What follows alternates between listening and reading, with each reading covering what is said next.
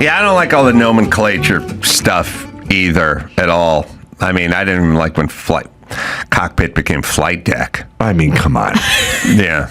What about master bedroom? You're not allowed to say anymore. You're not allowed to say grandfathered in. Oh, yeah. Oh, I did hear about that one. I looked them up because I was trying to write something, and you're not allowed to say gypsy. You can't say gypped. Oh, right. So they gypped him out of it, Yeah. Stop, because it's derogatory towards gypsies. Gypsies, yeah. I think in that department, you can probably still get away with paddy wagon. You probably, and you can get away with jerry-rigged, which is German. Oh, yeah. Anything involving the Germans, Yes. they're Yeah. like, screw those guys. We can Well, make fun of them. also, there is a kind of a weird thing that they don't really. There's a rule, which is like you go, all right, who are the minorities in this country? And you go like, okay, you got black, because that's 13% of the country there.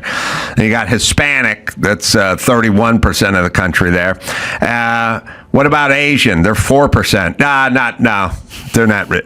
Well, but I thought we're talking about minorities here. There's less than half. They're less than half of. Yeah, I know they're doing good. But have you seen how well they're doing? Yeah, they're kicking ass. So leave them alone. They're 1%. They're not really. You go to UCLA. Walk around. Remember how brief the Stop Asian Hate campaign was?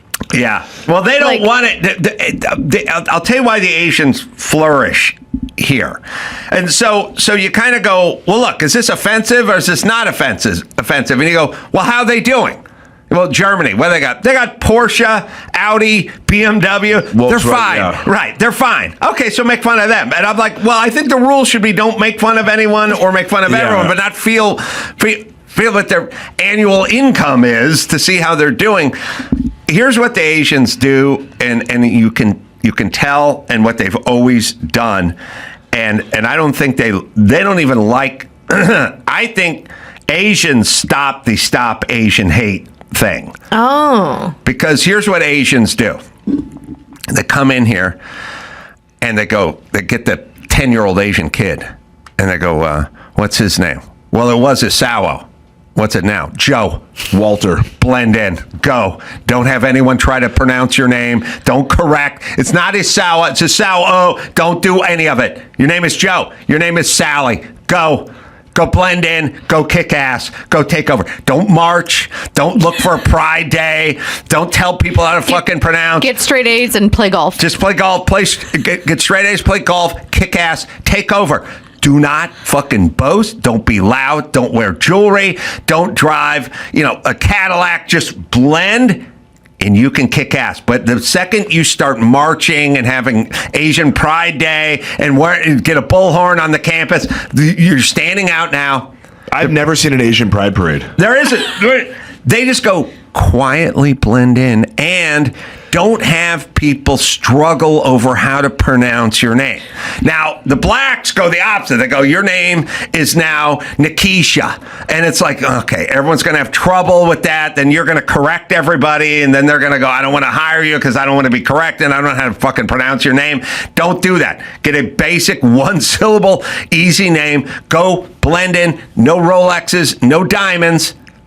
But you go and you kick ass and you'll own all that shit. When you look and that's what the Asians do. The immigration, when the immigration for Asians up, they look at the top 10 baby names of the year, It's like, wow, we had a lot more Joes this year. Joes and Sally. And Sally, yeah.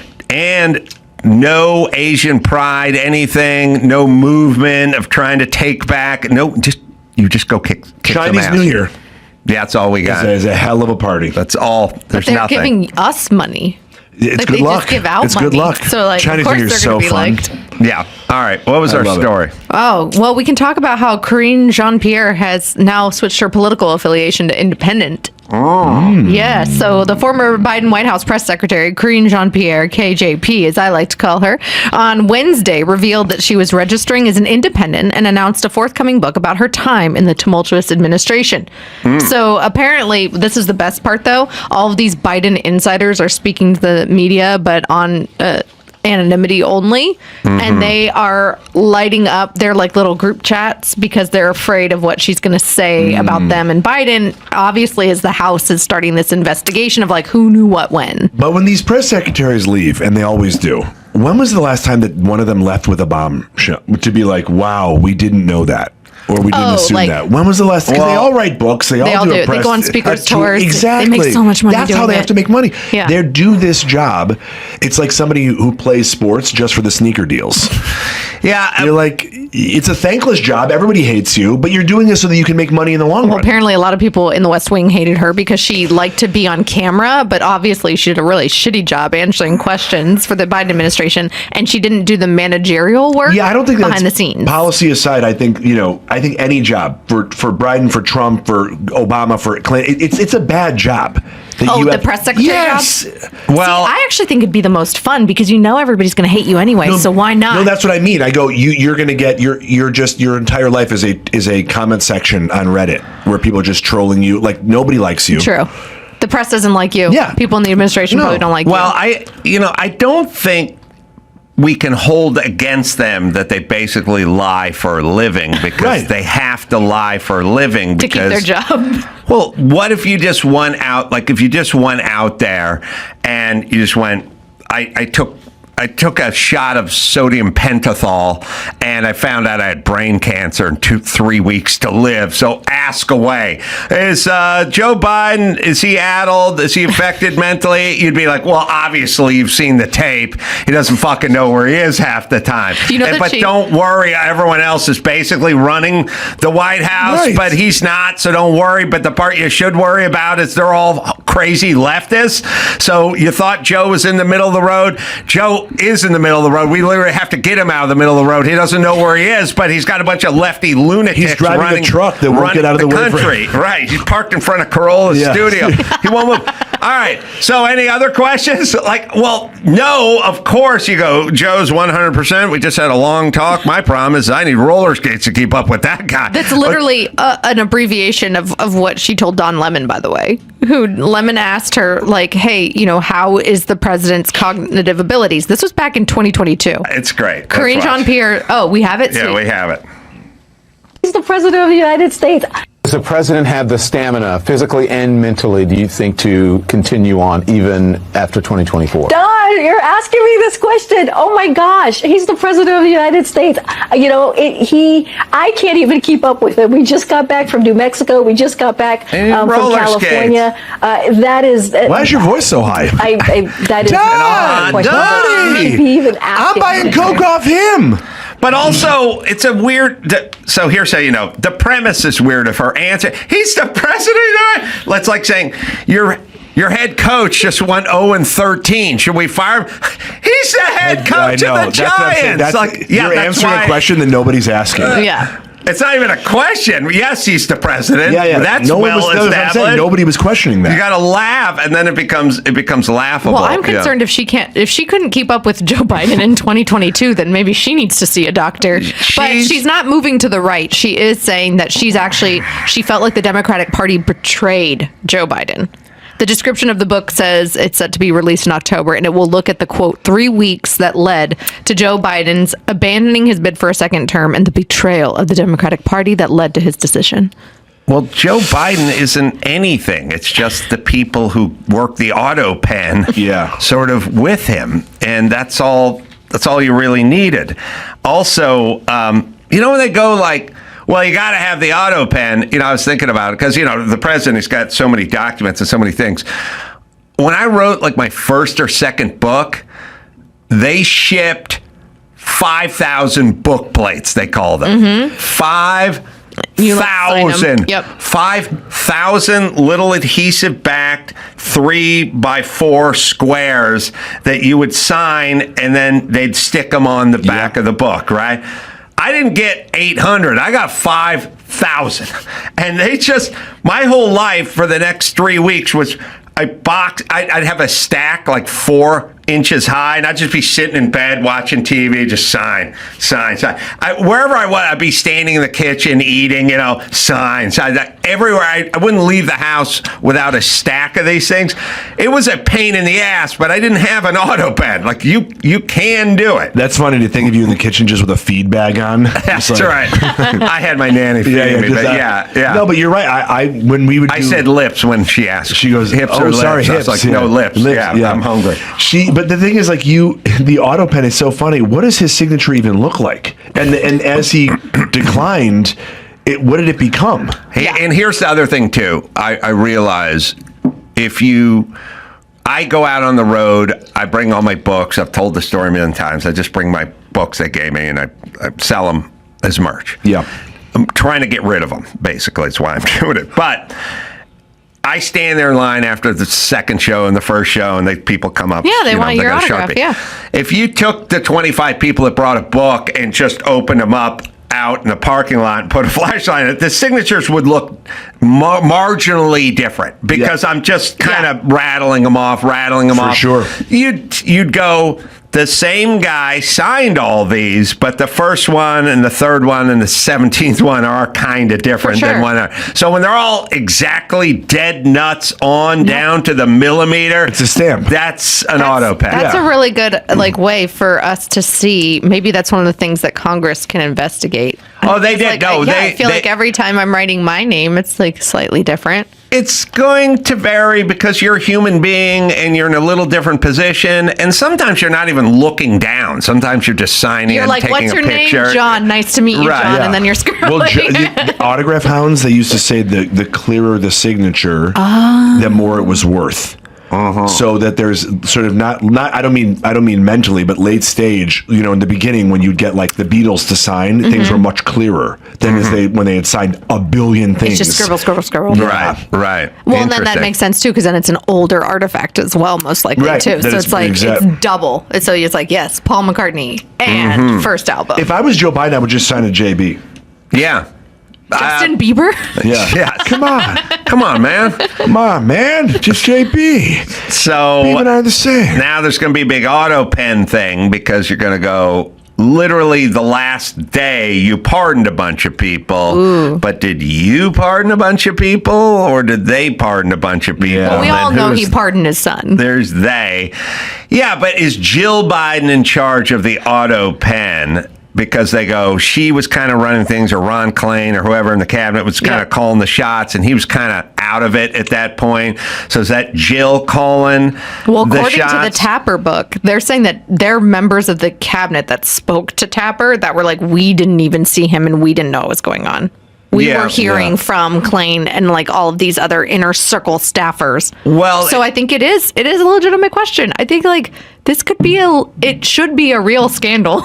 It should be. Nobody wants to. But they want to turn the page. Yeah. And Karine Jean-Pierre wants to get a New York Times bestseller out of that one. Yeah, my feeling, and it's kind of funny. I mean, Biden, he really bucked himself, and I'll tell you why. And I've been a broken record about this subject, which is sort of affirmative action, as we used to call it, or DEI, as they call it now.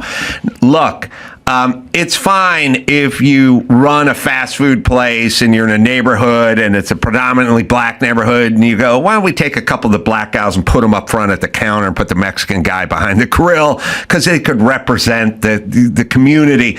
But when it comes to really important jobs, just get the best, which can be black and it can be a woman and it can be a lesbian. You're shrinking your pool. Like if I just said, look, I need a roofer, but he's got to be albino.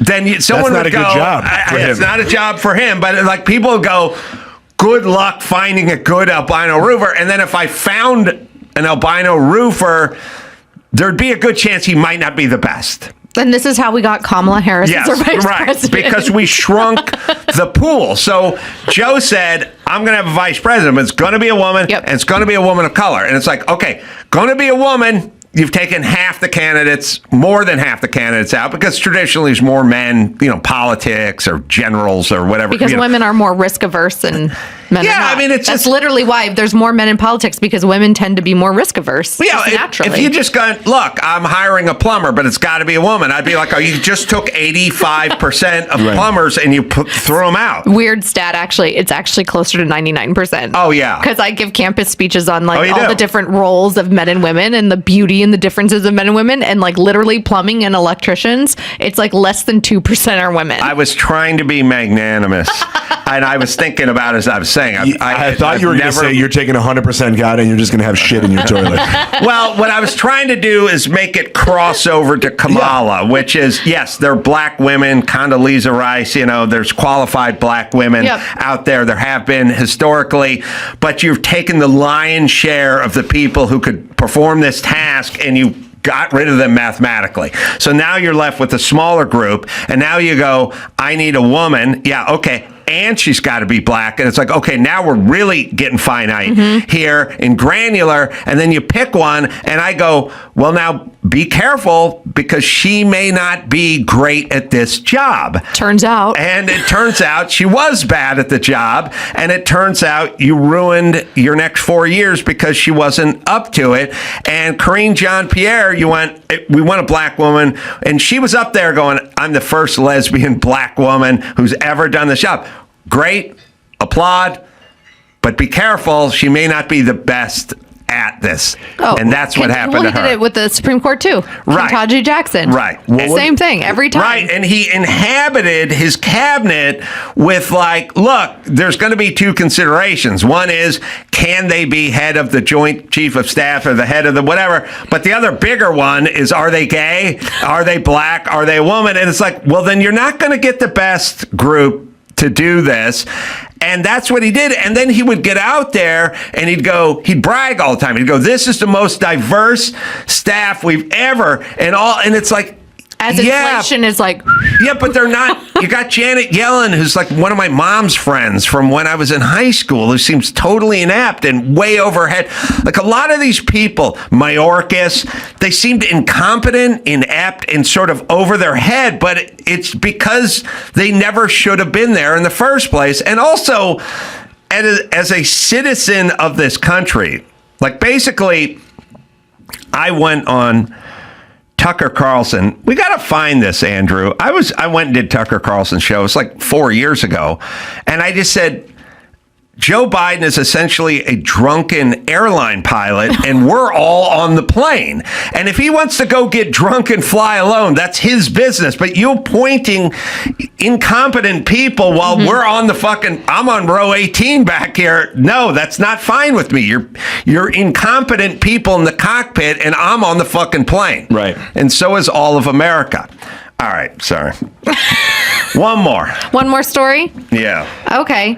So, communist country of Vietnam has now dumped their decades-old two-child policy. So China used to have the one-child policy, and then they realized, oops, this is a problem. Russia apparently has a shortage of women and children. This is why they were taking them from Ukraine, allegedly. But Vietnam is now facing declining youth population and a growing gender imbalance, with 111 boys born for every 100 girls. And apparently it's been going down since 2013. How many boys for every girl? 111 boys for every 100 girls. So it's 10%. That's a new version of the Beach Boys. Yeah. 111 boys for every 100 girls. Going down to Saigon, gonna get some pussy. The Saigon Beach Boys. Delta Mekong, here we come. Yeah, okay. Alrighty. The study showed that the population of citizens, I guess this is where the concern comes in, ages 15 to 64 is now up to 70%. So I don't know how much of that is over the age of 60, but their average age of living is not that high. So they're concerned about all of their population dying off, and they don't have enough people to repopulate. I'm just going to say to everybody, if I ever get into any kind of position of power and someone starts floating the ideas of what if we started working a deal where there was more girls or less boys or more boys and less girls, and I go, you ever see those sci-fi movies where the robot's everyone's best friend in Act One? We know how this... You know how this turns out, don't you? You just got to leave people alone. They'll procreate in however fashion they... Some people have 7 kids. Some people have no kids. Yeah. Some people will be gay. Some people have 2 girls. Some people have 3 boys. When you start fiddling... It's creepy. There's some point... 40 years, 80 years down the road where you wish you'd left it alone. For them, it's been 30 years because they started this policy in 1993. So it's a little more than 30. I got my Tucker. What? When was this clip with Tucker? Would you know? Is there a date on it? We don't. It had to be 3 or 4 years ago. 4 years. All right. So 4 years ago. And by the way, Jake Tapper and all you folks, Jean-Pierre and all these folks are like, well, nobody told us the guy was in strong mental Everybody could decline. see it Like, with their you don't eyes. have to tell anybody that. Like, here's what I'm saying. If I'm walking across the street and there's somebody who has dementia and is elderly walking on the other side of the street and not even talking, I can look across the street and go, that guy's got something bad going on. I can see the way his face looks. You don't need to be told. I wouldn't have to interview him. Well, Tapper, now that he's trying to like CYA, he's like, oh, well, it was the greatest it was the greatest unsuccessful cover up of all time because as everybody was covering it up, the American people could see what actually the hell was going on. Yeah, for sure. Yes. All right. Is it me with the airplane pilot thing? All right, here it is. How much of what they say, the woke people, the people in charge, the president, his acolytes, do they really mean? 4 years ago. So, like, if you quote Martin Luther King and they denounce you as a white supremacist for doing that, which happens, I happen to know, do they really mean it when they say that? No, I mean, I can't believe. I don't think Joe Biden means anything he says. Right. I don't think there's anything that comes out of his mouth that he means. And when he's talking about Jim Crow 2.0, or he's talking about I heard him the other day saying certain nations are being pulled back, or certain states are being pulled back into a Jim Crow where they're going to ask black people to count jelly beans before they can vote. It's like, it's insanity. It's reckless. It's irresponsible. It's sort of insane. It's really sort of the equivalent to your pilot being drunk. Sort of like, well, he's not a bad guy. I know, but he's drunk. He's flying an airplane. Yeah, so he drinks a little. You know what I mean? He has a co-pilot. It is kind of that. You know what I mean? Like, well, he doesn't want to kill anybody. Yeah, I know, but he's a drunken airline pilot. That's what Biden is doing. He's just saying horrible, divisive. All right, this is 4 years. This is 4 years ago. I'm saying he doesn't know what he doesn't know what he's Back saying. when Karine Jean-Pierre was like, he's the president. Yeah. Oh, that was probably the redhead in there. That She wasn't in yet. Karine Jean-Pierre Karine wasn't Jean-Pierre. in. No. It was the same year. Pasaki. It was Psaki. Psaki. Really? Because she was. Well, this is April 21, so this is more than 4 years 21. ago. Whoa. Well, I'm saying it's 4 years ago. So I think Psaki. Yeah, you Jen might be Psaki right. Before was she went in to there. CNN. Wait a minute, I'm right. I'm the one who's saying it. No, he said it first. He did? Saki was in there till 2022. Yeah, that Oh, was wow. before. Yeah. And Oh, wait a minute. Check the tape. I just told Alicia Krause. I was like, you went Karine Jean-Pierre and was I thought saying blah, blah, blah. And I said, no, she wasn't. And then he said, no, she wasn't. no, she wasn't. And he said it was the redhead. All right, now we're going to check the tape. God. Joe. Erica's got dates all over. Very funny stand-up comedian. And you can just go to ericarhodescomedy.com for all the live dates. I got my new vlog coming out. It is out as we speak on the whole burning and everything of Palisades in Malibu. And I got my buddy Glenn, the contractor's back up this week. Oh, nice. Handling the cleanup on PHS. When do you move back? PCH. I don't know. So, but you can check that out at adamcarolla.com. We had a stat up there, Andrew, that you took down right before this, which is interesting. In general, higher percentage of women than men report taking psychiatric medications. Yeah. Specifically, one study found 21% of women report taking psychiatric drugs compared to 12% of men. So that is almost twice as many. So our theory Almost 50%. is from 80-20. Oh, wait, it's almost. Well, ours was like 30 years was 80. Yeah. Yeah. Oh, So yeah, somewhere yeah. between. Yeah. But almost twice as much. Yes. All right. What do we got, man? All right, what we got is a couple of check-in desk agents got terminated from their gigs at Frontier Airlines for mocking a customer in a viral video. Yeah.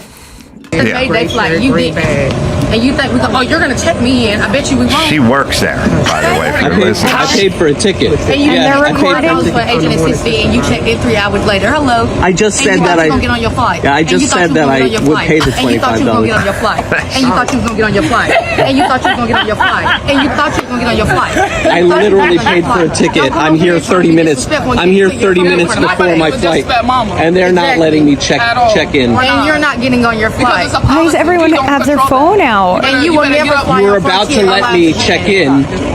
You were about to let me check in, and you decided that you ain't gonna let me check in. Make me check you in. You literally work for a company that I bought a plane ticket for. I'm here 30 minutes before the flight. Can you please leave, sir? No. Can you please leave my personal space? I'm not in your personal space. This is not your personal space. This is my stationery. This is not your personal space. You work for a company. This is not your personal space. We ain't gotta worry about it. We ain't gotta worry about it. You don't have to worry about it. You're literally not doing your job for a customer. All right, let's pause for a second. Oh my gosh.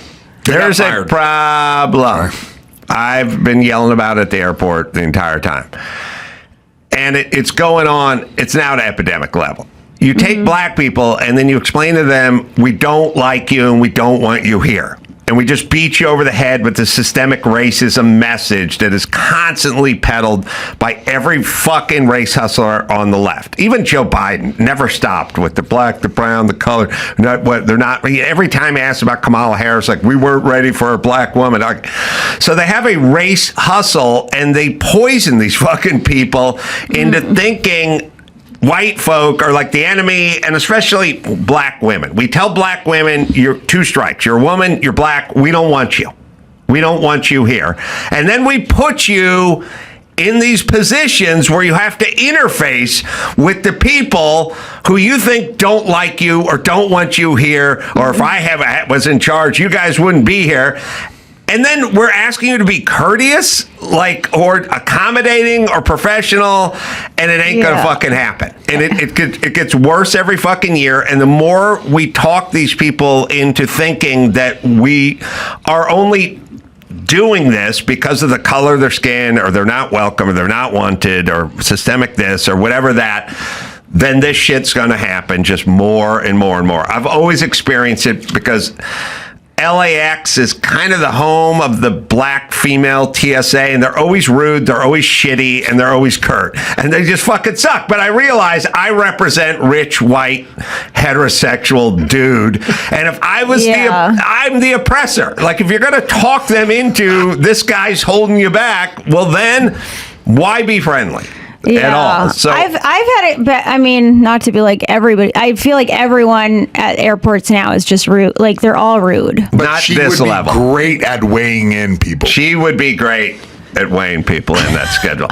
And you thought you was gonna Well, they did they kept escalating it, like with taking out their phones and everything. It's like, the story says that the agents mentioned a $25 fee to check in with them in person, and then he balked at the fee and then started recording with that dork voice. I mean, I would give him attitude also with that. No. He was really like, you're on the side of the guy. Yeah, I mean, like, no, they're the girls. I'm like, look, I think this guy had an attitude with them initially, and then it escalated and escalated. Really, they messed up and lost their job because of it. oh, they lost their Because it was jobs? like an ego thing, yeah. Oh my god. They lost their, They lost their job. And a third party, they're a third party of Frontier Airlines. I don't know, they somehow hire people as a third party. Frontier's also the worst, one of the worst. Is it? Oh, yeah, okay. Frontier is with Spirit. with Spirit and all right, good, they're gone. Okay. But I'm just saying, you can't feed people a steady diet if everyone hates them and then expect them to go out and be courteous. Dude, That's I the raise problem. those ladies up every time. They just get me right through. Oh, 51 pounds, no problem. Like, I don't know what your experience they is. like you. I don't look like All the right, well, oppressor. we'll forget about I my used to have white Here we go, privilege. the next story. There you go. Let's go. There we go. We'll get through this. I'm pissed at it. New York City has erected a Times Square 12-foot tall black woman in casual clothing. Oh, my goodness. Who's she? She's nobody. She's just all heavy-set black women. Sassy. She's just a statue? Yep. Weird. That's the T-1000. He just blew himself up. That is weird. Put upon. She's just a put-upon woman of color who's trying to get by in a white society. Yep. How but do you it's know tough she's a woman? 'cause- I can't even tell if she's a woman, really. She might not be. Yeah. I don't want to assume. First off, They, them. we ain't in the business Yeah. of building statues to men. anymore. Oh, I think right. maybe Okay. George Floyd, but generally I would say 100% of this. Here's what I would say: between the founding of this country and 2022, I would say 98% of statues were of men. I would say from 2022 moving forward, it's going to flip the script. I think it's going to be female statues. But also, usually they're of somebody. Why is it just a random? Because all black women are victims. All black women are heroes, or put upon, or unwanted, or they work for Spirit Airlines. She's meant to be all. She represents all black women. This is a way to keep poisoning the head of black women who then have to interface with us at the airport. Yeah. That's a statue of a woman who was just cut in front of in an ice cream store. That's right. By the couple from the pharmaceutical commercial. Sweden. The Swedish couple just bumped this bitch in line because they thought they needed to get their froyo faster. Ice cream. Brad Williams should pay more for ice cream. He should pay more for ice cream. You're right. Yep. A single is a double. Yep. We pay more for a double. That's right. That's a good point. Yeah, more for ice cream. I'm writing that down. We're all getting canceled from this episode. Cancel me again. This was the end of my career. I love you, black women. He should pay more for cotton candy too. I mean, that thing's as big as his head, you know. But that's a lot of cotton candy. Sorry. All right, so this is just a statue of like Queen Latifah's stepsister who's got her hands on her hips and she's tired of putting up with the white man's shit. Is basically what it is. She's about to ask you a question. She's going to ask something. Oh my gosh. So it's called something. It's got to be in your article somewhere. I just got this, on the way in, and it's called. He said it's in there. Yeah, man. He's trying to. Grounded in the stars. Grounded in the stars. That's what it is. Grounded in the stars? Grounded in the stars. Oh boy. She's grounded, but she's also in the stars. Now, so here's the thing, too. When everyone's a hero, then no one's a hero. Yeah. I keep saying that all the time. Just get back to famous people. It's good because it's impervious to being torn down because it wasn't a white general from the Civil War or anything like that. So smart in terms of longevity, you know, but... I just wish it was... Just more retarded messaging. Are the Ghostbusters going to be able to fight her, or... She is going to be reanimated when they come around. I wish she just looked at least like someone recognizable. Or you know, like I just wish she looked cool. Like oh, I know who she is, even if it's not that person. It's like she doesn't look recognizable. She's got a little 90s Queen Latifah. Yeah, that's true. Maybe that's it. Yeah, I've seen her at the laundromat. Specifically, the artist didn't want her to be. no one. Yeah. Right, because now we can't worship anybody. We have to worship just the girl. But she's got Lululemon on. Oh no, dude. Oh, cute. Oh, mean. All right, Stay Puft Marshmallow Man. I'm going to describe things because people are listening. Yeah, Stay Puft Marshmallow Man. I'm a mean person. We're getting back to the Ghostbusters reference. All right, but don't put that up there. Thanks. Don't put that up. Well, it doesn't work because we just go, my bad. But we don't know no one knows what we're talking about. Okay, they can't see it. Okay. I have found in the medium of radio and or podcasting, people constantly, you know, their number one thing is what? They'll go, you know what? Tell you what's ruining kids today? They hold up their phone and they go, this. And no one can see. I go, no one knows what the fuck you're talking about. You have to say a phone. You have to say the phone, you know? And they also do a lot of like guy walks by the window, hey bro, but just into a microphone, you know? They don't, stuff pops up. They just go, whoa, whoa, whoa. But they never say anything because there's something about the human brain that can't wrap its mind around the audio part. I'm talking about professors and scholars and authors. They hold their phone up. They go, see here. This is the problem. You understand? I go, the phone? Yes. Yeah. I go, yep. Say the phone. Or say what you're holding. They know what they do all the time too. They go, this guy going down, walk down the streets with a kid on a zipper scooter. misses me by this much. This much. I go, just say 6 inches. Say 6 inches, because it's bad. And I don't, Yeah, it seems so simple But nobody to think knows. of that. Nobody knows it. No one can do it. Wow. I do not blame Mayhem. There's not. They can't do it. I'm noted, bud. I'm back locked in for next time. I thought you show your viewers what we're looking It'll at. be on the internet. Yeah. It'll be on it. But for those who are hiking right now, Got it. Yeah, that's what I'm saying. It's good. But listen, even the great Dr. Drew could never do it. Every time someone handed him a coffee mug, he'd be like, I'd be talking. I'd be talking on Love Line, and I'd be going, here's the problem with these kids. They're all full of themselves. And someone would hand a coffee, thank you. And I'd go, Drew, just don't say thank you. Or say thank you for the coffee that I'm now being handed. Yeah. But just don't say thank you in the middle of me talking. It sounds weird. Yeah, no, that makes sense. That was pure radio. Yeah, I And grew he up doing radio, so I think I have the instinct that You do? Yeah, that you know. Oh, you're a Prairie Home Companion. Yeah. So, and he had a sound of, Garrison Keillor. Yeah. Weirdest, there's Me Tooers.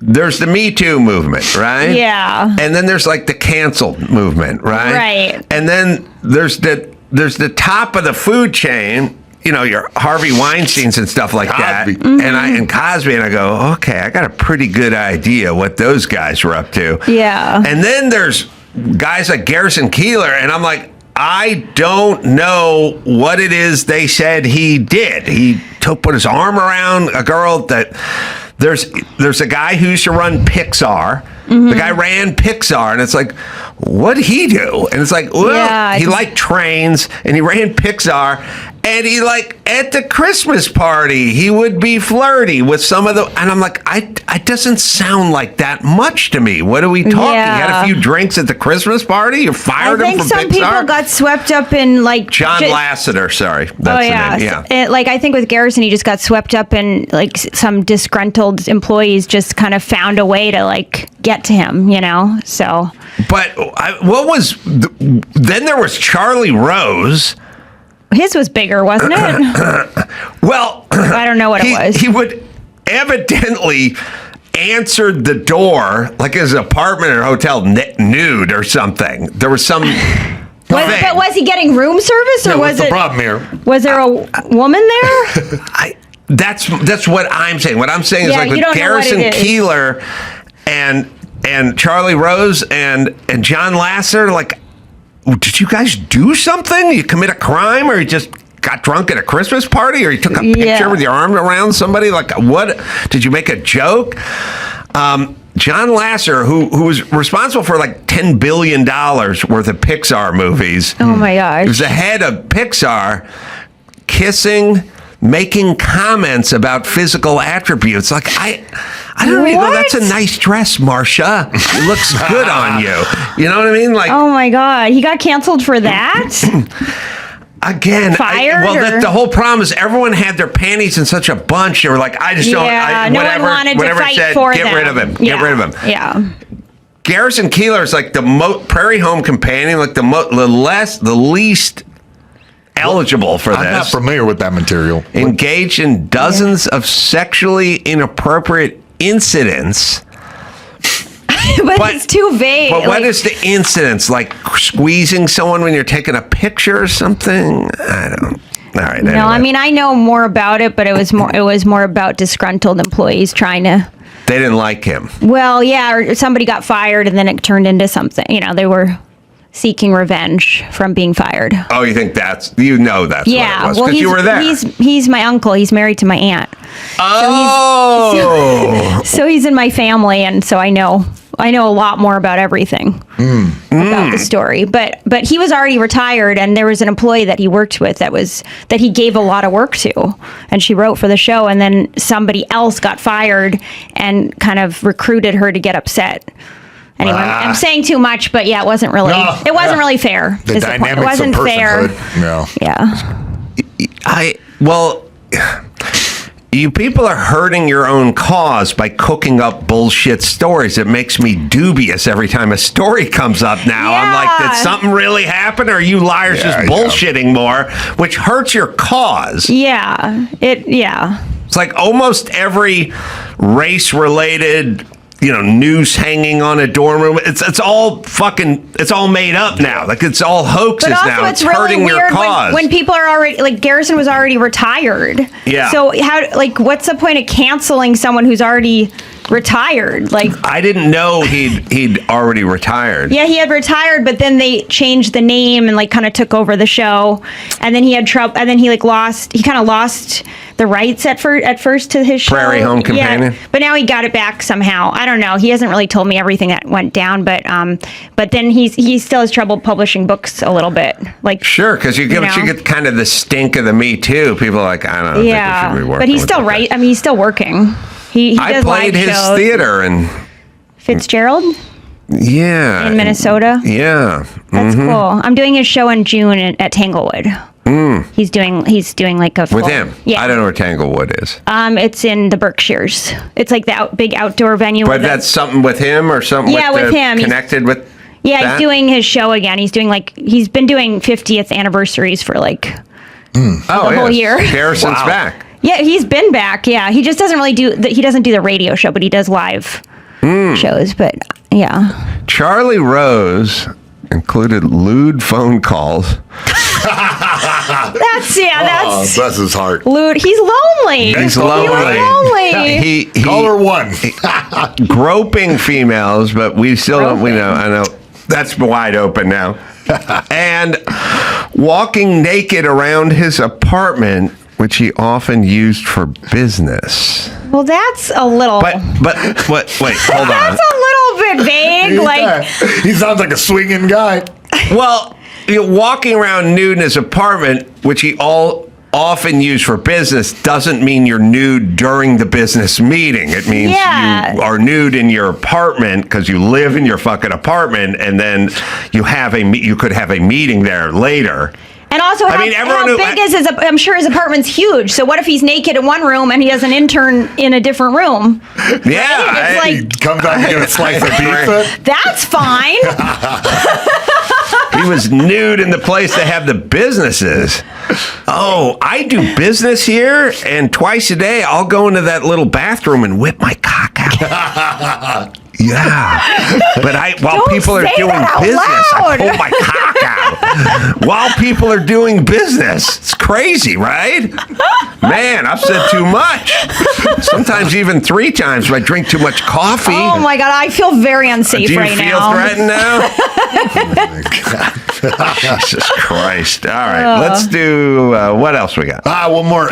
Let's go. Critics say Trump's baby bonus proposal won't address the real problems. Democrats question whether the proposals, including a one-time $5,000 payment for having a baby, would have a substantial impact on financial challenges of parenthood. Well, listen, here's all you need to know about life. And when you walk around the streets of Los Angeles, it's a mess and it's a shit show and there's garbage everywhere. So let's just break this down. There is trash, garbage, old furniture, and everything everywhere because it's a shit show. Every used thing, whether it's a cup or a condom, is just old recliner chair, bookshelves, whatever. It's all on the ground. Mm-hmm. You will never find an aluminum can. Nope.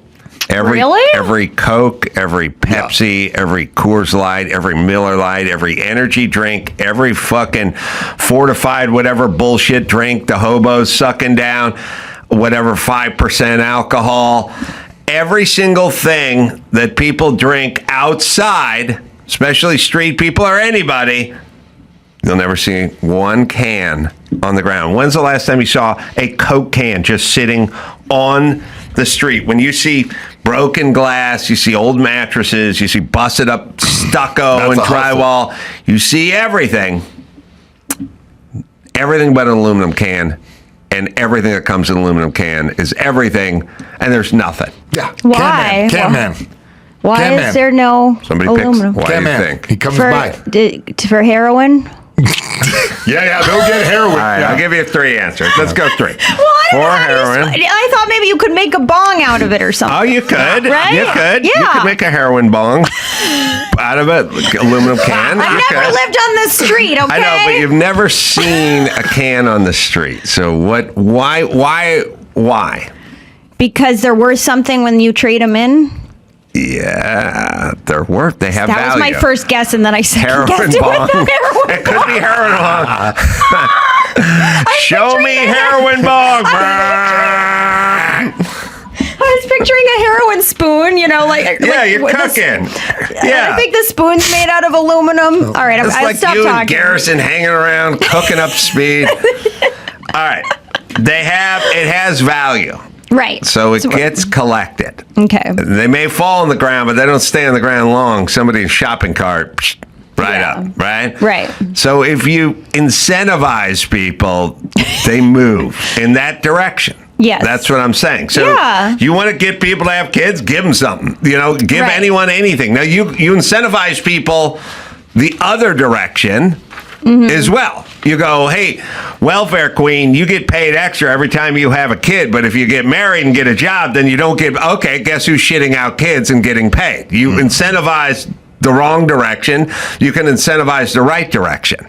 Yeah. But either way, we're animals. We'll respond to it. But I don't know if $5,000 is enough. Not for you. Yeah, but maybe someone who's picking up aluminum cans. Yeah, that person with a cart full of cans and the $5,000. Yeah, and they're unstoppable. They're an unstoppable. It's perpetual motion machine of having random sex with hobos and collecting their cans that they dropped on the ground. They could be a real entrepreneur that way. I agree. Senate unanimously approves a $25,000 tax break for tip workers. I have turned the corner and gone a different direction on this, and I think it's going to be wildly unpopular. Yeah? A lot of my opinions are wildly unpopular. But let's break it down. I think we all sit around and we go, yeah, these guys, these tips, leave them alone. Why? That tip's their money, Why not their money? You get a tip. Why should it be taxed? These people are working hard, bartending, servers, whatever. Let them keep their money. It's a tip. And I would sort of like, in that camp, I went along with it. I was like, yeah, all right. Some guy gives you money. That's your money. That's your, government don't need to get their hands on that. But let's break it down.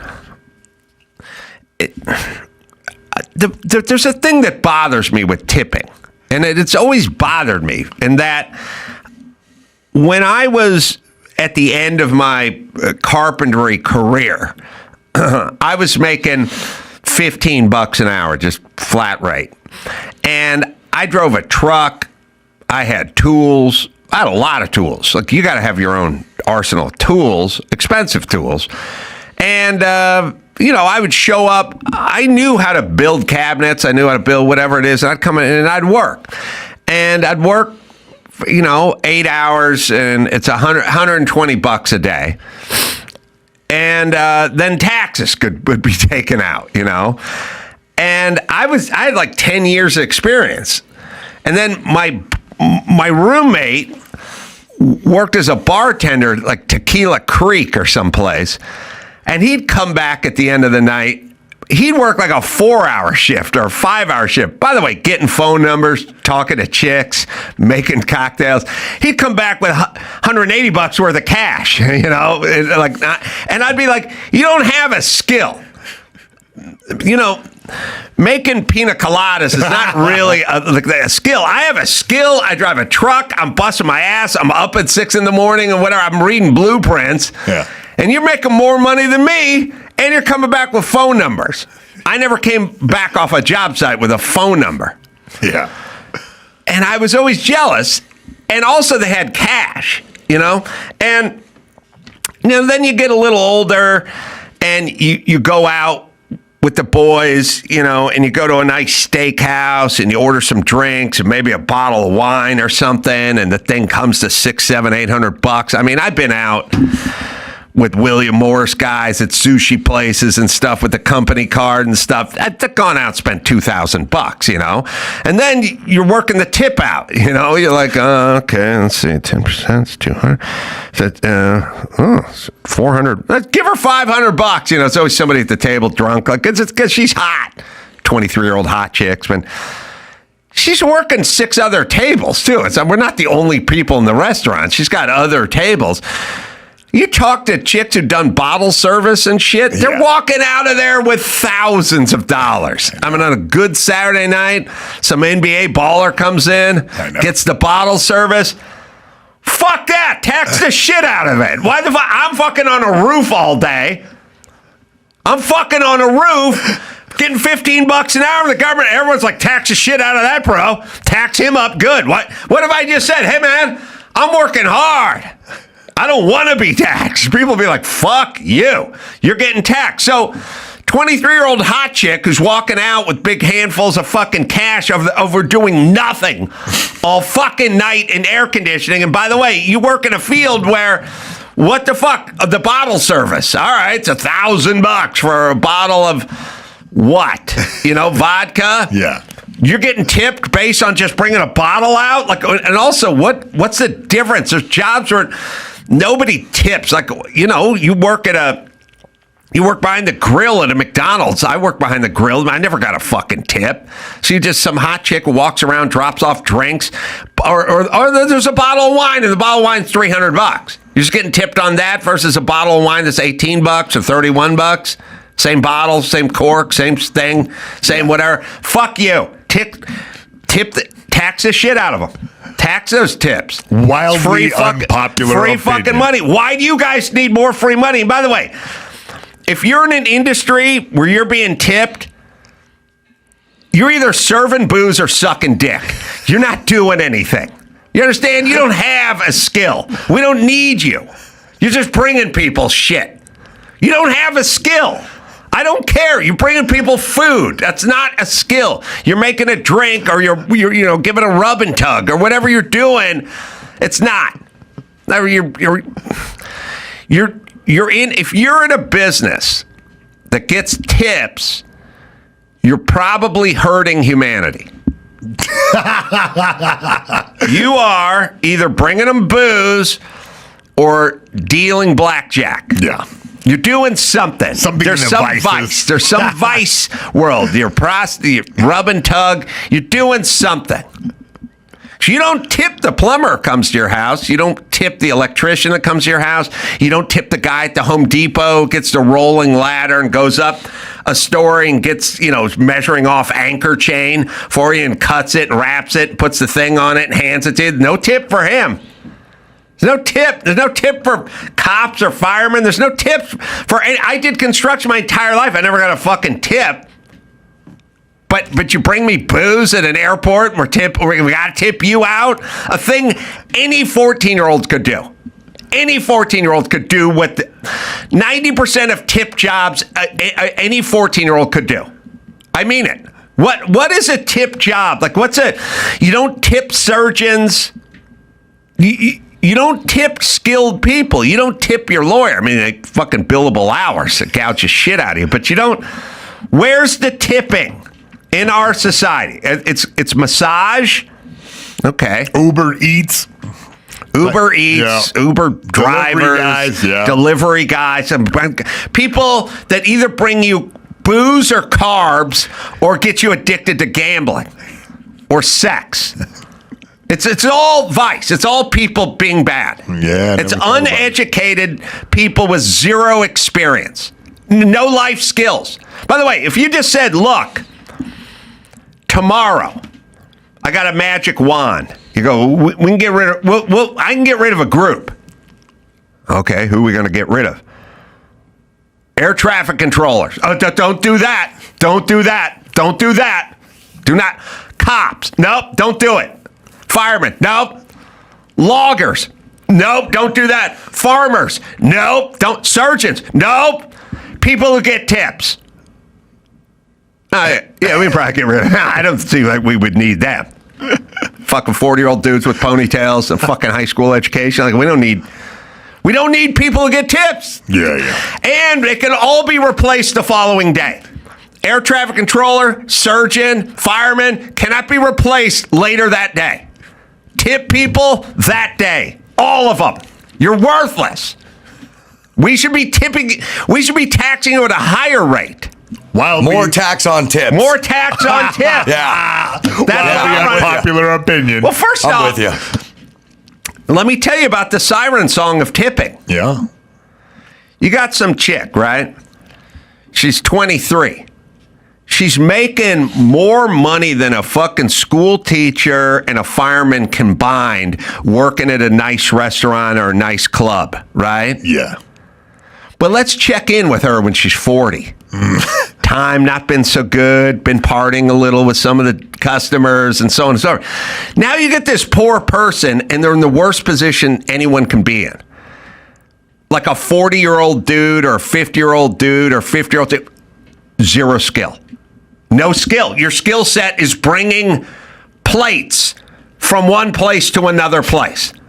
You bring plates and a glass. Your number one skill is probably, if I'm being honest, carrying a full martini through a restaurant and not spilling it. Don't you think? Yeah. That's your number one skill. And now you're old. Because you couldn't walk away from this shit. I've had these people where they go like, fuck, man, I used to make $400 a night bartending. Now I'm a fucking, dad wants me to go to CPA school or something like that. Like, I don't want to take half the money and sit somewhere all day. Yeah, but at some point you get old and you're still a fucking bartender. I was in Hawaii. Had the families and the friends and the friends and the families and the whatever. It was like my turn to pay. And there's a guy, just 45-year-old dude, just waiter, and he was serving our table, whatever. And I was like, all right, give him the bill was $800 or $700. It was expensive. Bunch of people, drinks and stuff like that. I was like, give the guy $200 or something. Everyone's like, oh, give him $250. Never complain. I was like, he doesn't. Who cares? And it's like, well, this is how he makes it. Yeah, he's 45. He has no plan. He's never left this thing because he gets tipped so well and these guys. Why the fuck should a bartender or waitress at a nice restaurant make much more than a school teacher, a cop, or a fireman? The school teacher gets taxed and tipped. I mean, not tipped, but taxed, right? No tip, tax. Fireman, no one says, let's not tax cops. Let's not tax firemen. Let's not tax school teachers. All we do is complain, school teachers don't get paid enough. First off, they never fucking work. School teachers never work. They have 3.5 months off during the summer. They take every fucking holiday. Every Martin Luther King, Arbor Day, whatever. It's all off. Every third Monday is a free day where they study at home or whatever. But fuck, school teachers never work. They don't work half the year. Okay. But the complaint is they don't get paid. Okay, well, if I had a job where I didn't work for the entire summer, okay. Fine. Well, why don't we do a thing where we go, let's not tax school teachers. Let's incentivize people to go. And with this talk that we do all the time where these people don't get paid enough. They don't have enough money to live in the neighborhood they work in. The cops, the firemen, they don't make enough money to live in the neighborhood they serve. Good. Don't tax them. But let's tax the shit out of the people that are just bringing people booze. All you do is bring people booze. That's all you do. And carbs.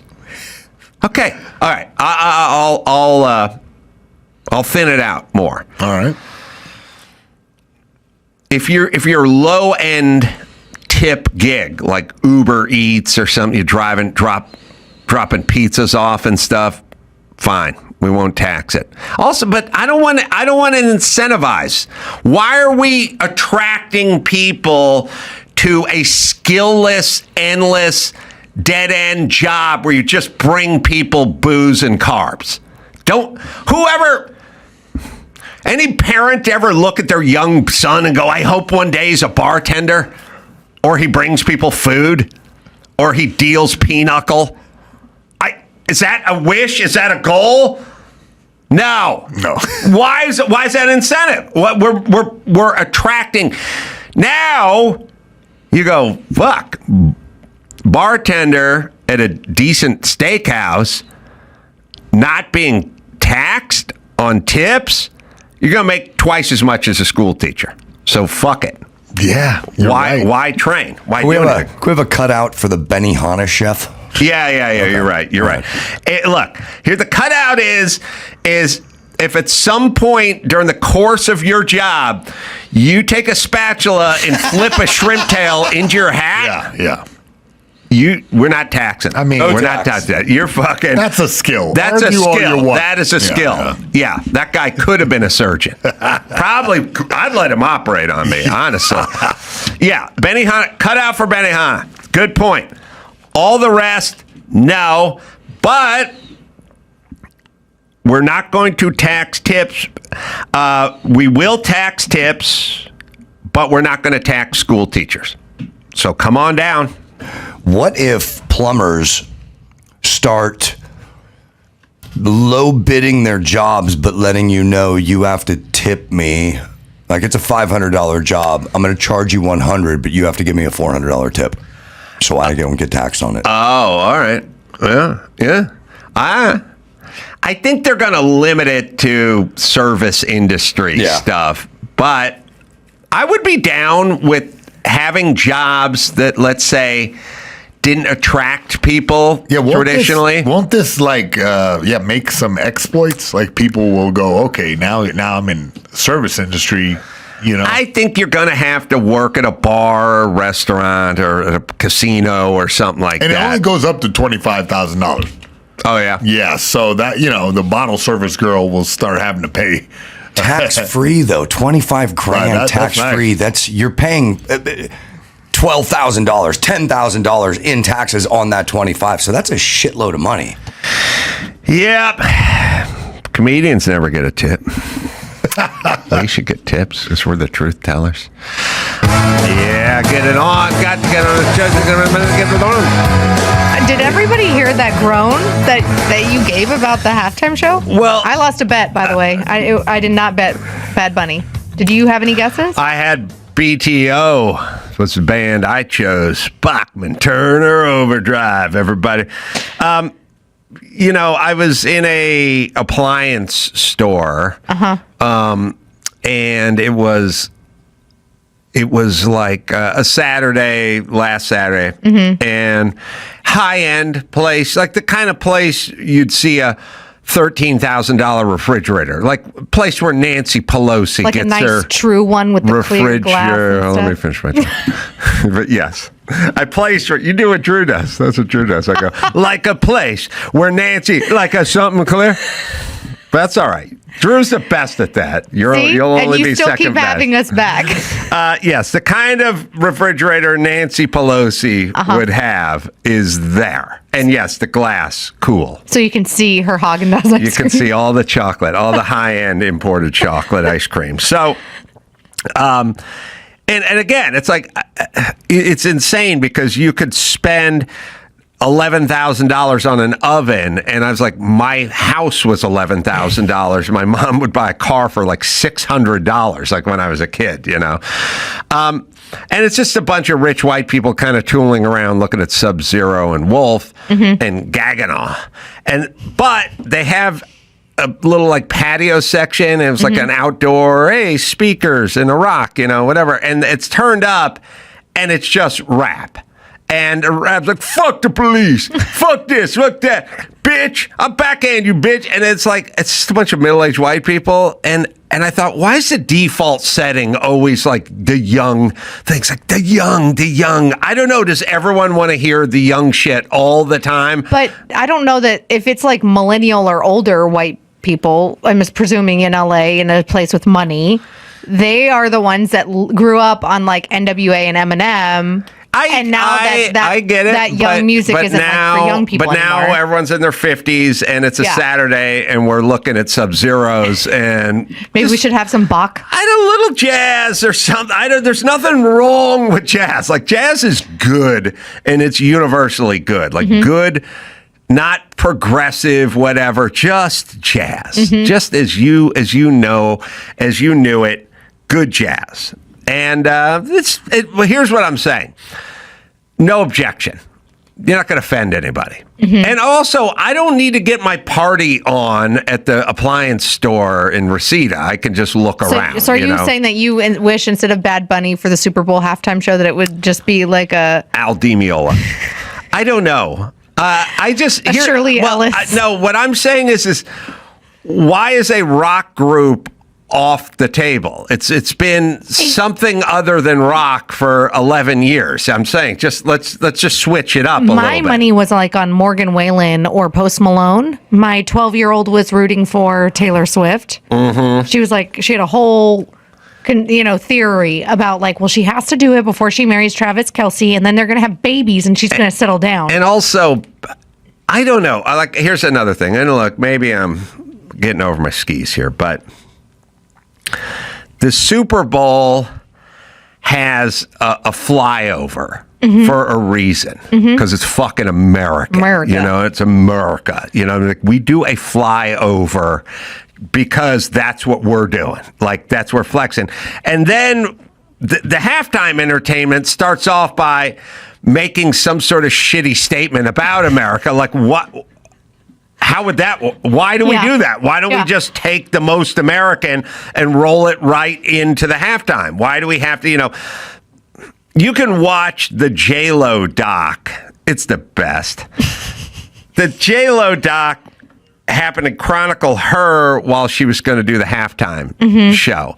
And her greatest concern during the halftime show, because Trump was president at the time, is she needed to highlight kids in cages at the border. Oh. So what I'm saying is we start the proceedings with God Bless America, America, National and a flyover anthem, from an F-18, and then we get the Hispanic bitch to come bag on us and fucking settle our hash at halftime. Why are we doing that? And by the way, they would never put up with that.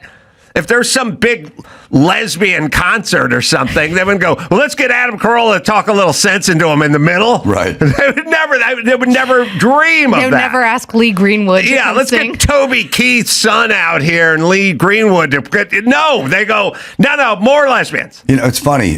I never really thought of this, but if you're correct, and I think you are, then they've just eliminated the chance for the flyby and the God Bless America by just announcing that someone who doesn't speak English or perform in English is going to. No, they'll still have that. He's always at the top. No, I know. But what I'm saying, it's a preemptive strike on that. We're throwing Bad Bunny at you right now. I mean, Bad Bunny is a good artist, and he's very popular. Yeah, I guess I was surprised because he skews younger, and I thought that they were going for like a 40-plus family audience. I don't know. I switch it up. That's all I'm saying. And Kenny G doing a Chuck Mangione tribute. It's so funny as I was listening to Chuck Mangione on the way to look at appliances with the other white people. That's proper appliance music. That should have been pumped in. I was listening to that song, Feel So Good, or the album, whatever. And it's like Chuck, Chuck, Chuck and his flugelhorn. The guy's doing the heavy lifting of that song is the guy playing the jazz guitar. Oh, yeah. He's going he's the guy. Chuck's kind of putting away. He does a nice little da da da da da da da. Here's what I'm saying. In that song, I could find anybody in any ninth grade orchestra that was first chair in the trumpet department, and I could teach him Chuck's part. Yep. The jazz guitar part, that's 20 years in the making. That's a different skill. That guy did a lot more work than Chuck, and had a great riff, and never got any credit for it. Although, like the last 10-ish years... Yeah, we can't Good clear elevator. this, though. I know. I was your dad plays. Oh, my dad. That was like good elevator music vibe. That's my dad. Yeah. Did you have... who played the guitar in that song? I wonder if it's anybody we've ever heard of. Like if it was a studio musician? No, or like if it was like a famous person? Yeah, like the guy from Toto played in the Michael Jackson stuff. You know, Slash played in the, I don't know, another Michael Jackson song or something like that. Yeah, they get, I mean. Eddie Van Halen. Sorry. Yeah, not Slash. The guy's a good guitarist. He's a good guitarist, and then they'll just sit in and play on a. Do you know Stevie Ray Vaughan played on David Bowie's Modern Love? Oh, yeah, really? I heard that. Yeah. Yeah, it happens all the time. So you kind of wonder. I wonder who that guy was, or maybe he's just in his band. But look, here's the thing. Bad Bunny is like in Puerto Rico right now and not coming back from Puerto Rico because of Trump or something. Oh, that's disappointing. He's got some Trump issues. But he'll come here to make a shit ton of money at the most American game of the whole year.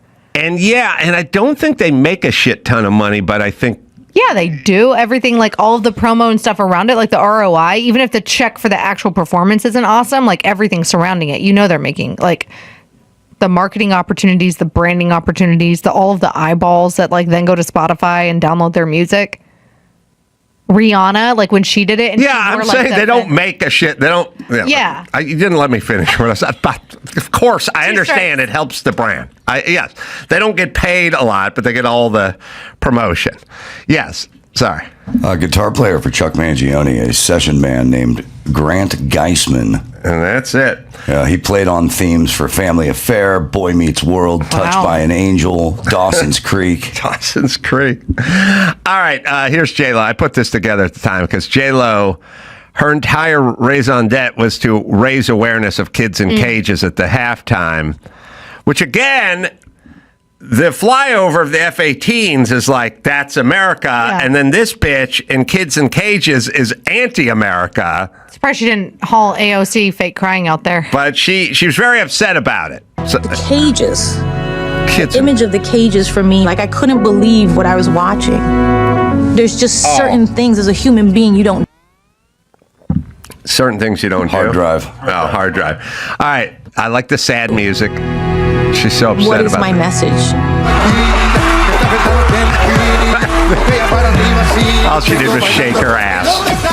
This is a dark subject matter, but if we can get the message across in a beautiful way, where it's soft and it can be received, then maybe more people get the message. By the way, I haven't heard her say shit about kids in cages. I'm trying to give Is she done with this? Substance. Not just us out there shaking our fucking asses and fucking belly dancing. I want something real.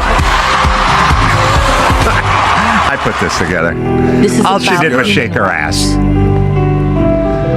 I'm facing the biggest crossroads of my life. But to take out the cages and sacrifice what I believe in would be like never being there at all.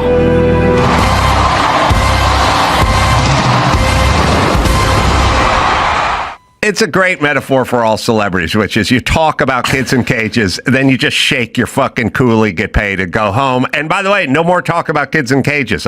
She seems to be off this subject now. Ironically, a decade ago, she had women dancing in cages on her stage show, probably. I didn't even recognize the correlation. Like, if it's not an obvious political statement, is it a failed political statement, whether it's left, right, or center?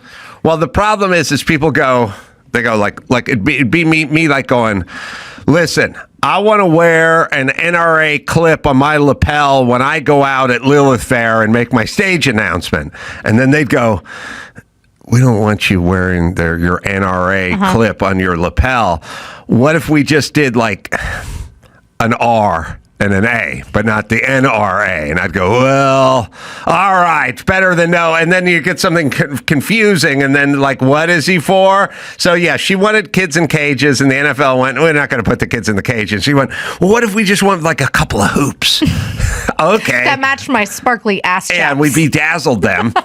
And then they would match the thong that's going up my ass when I shake it with Shakira, because I'm shaking my ass for kids in cages. And then later on, Trump got out, and then Biden showed up, and then there was more kids in cages, or Obama invented kids in cages, and she didn't seem to care. And more deportations. Right. So she didn't, she's off of kids in cages. But if anyone knows J-Lo, they should ask her. You seem very obsessed with kids in cages for a long period of time. So and do you think that Benny is going to do like, is he going to do something similar?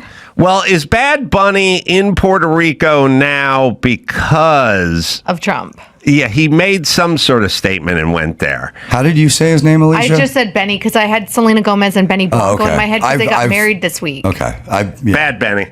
Bad Bunny, but it's Bad Bunny. All right. Who, John Hamm apparently likes to go shake it at his like house when he does like the house parties. He has like this VIP area, and John Hamm has been spotted there dancing because he's a massive fan.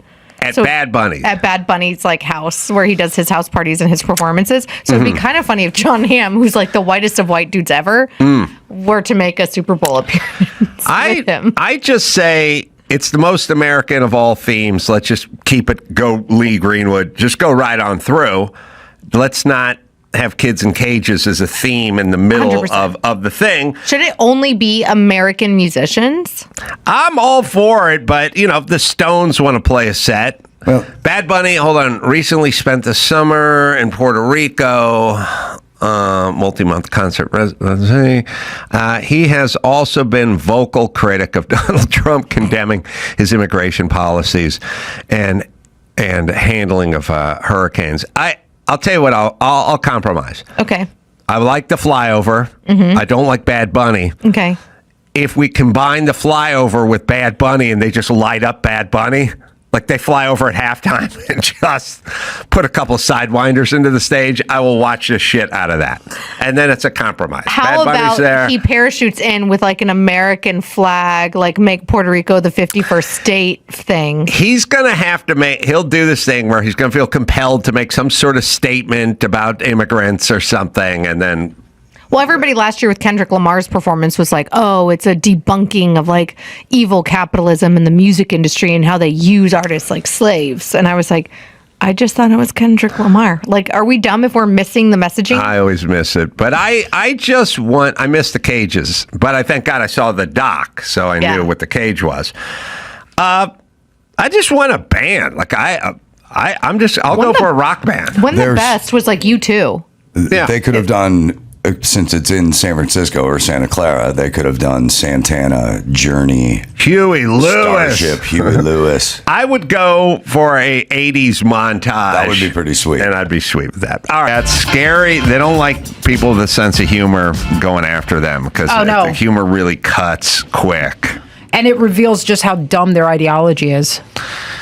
Yeah. It's very revealing. And, you know, you can pontificate all you want about something like a couple years ago, like COVID origins. Is it a wet market? Is it a lab? Lots of conjecture and lots of pontificating. And then Jon Stewart goes on Stephen Colbert's show and in like 80 seconds turns everyone around, makes them laugh, and gets them to go, oh, yeah, of course. And that's using comedy. And that's why it's scary when you lose comedians to them, especially because we talked about ridicule now being the most effective. All right, what do you got, Mayhem? Well, Musk shares a mind-blowing chart showing millions of non-citizens given Social Security numbers under Biden. Yeah, Elon Musk shared the chart during a Get Out the Vote rally in Wisconsin over the weekend, which he claimed showed millions of non-citizens received Social Security numbers during President Joe Biden's tenure. Well, you have to kind of wonder with everything, you go, hey, man, we want you to close this border. And they go, yeah, man, it's complicated. You know, you go, well, hey, who's the border czar? Like, it's Kamala Harris. Have you been to the border? Well, we've been to the border. You've been to the border? Well, not the border. I went to the bookstore. Borders. Yeah, but I did not go to, and it's sort of like, it's like, at a certain point, as I bring up almost every day, you have to ask yourself, what do they want? Because they're not doing anything. Oh, they're doing something. Well, yes, they're not doing anything that would suggest they want the border closed. You got border guys on horseback waving their reins around, and you're saying they're beating Haitians at the border. You got a guy. Okay, so here's what I'm saying. Simple thought experiment. All right. Democrats, Biden, and Kamala Harris. You want the border stout, right? You want a good, safe effective border. You don't want people coming over. Right, no. Okay, why are you suing Texas for putting up razor wire to stop people from coming across the border? Oh, no, I want a good border. How come everything you do is against that if that's what you want? Like, if you take guys, there's no such thing as a horny guy who's like, I want to go out and get a fucking whore tonight. And then you go, Marty, it's been 2 hours. Where you been? I'm taking my pre-whoring nap. And then you go, all right, well, then what? I've been in the shower for 2 hours. Like, I want some pussy. It's like, do you though? You've not. It's been 3 days now. You've not left the house. Marty's gay. Marty's gay. Like, at a certain point, don't listen to him. Watch him.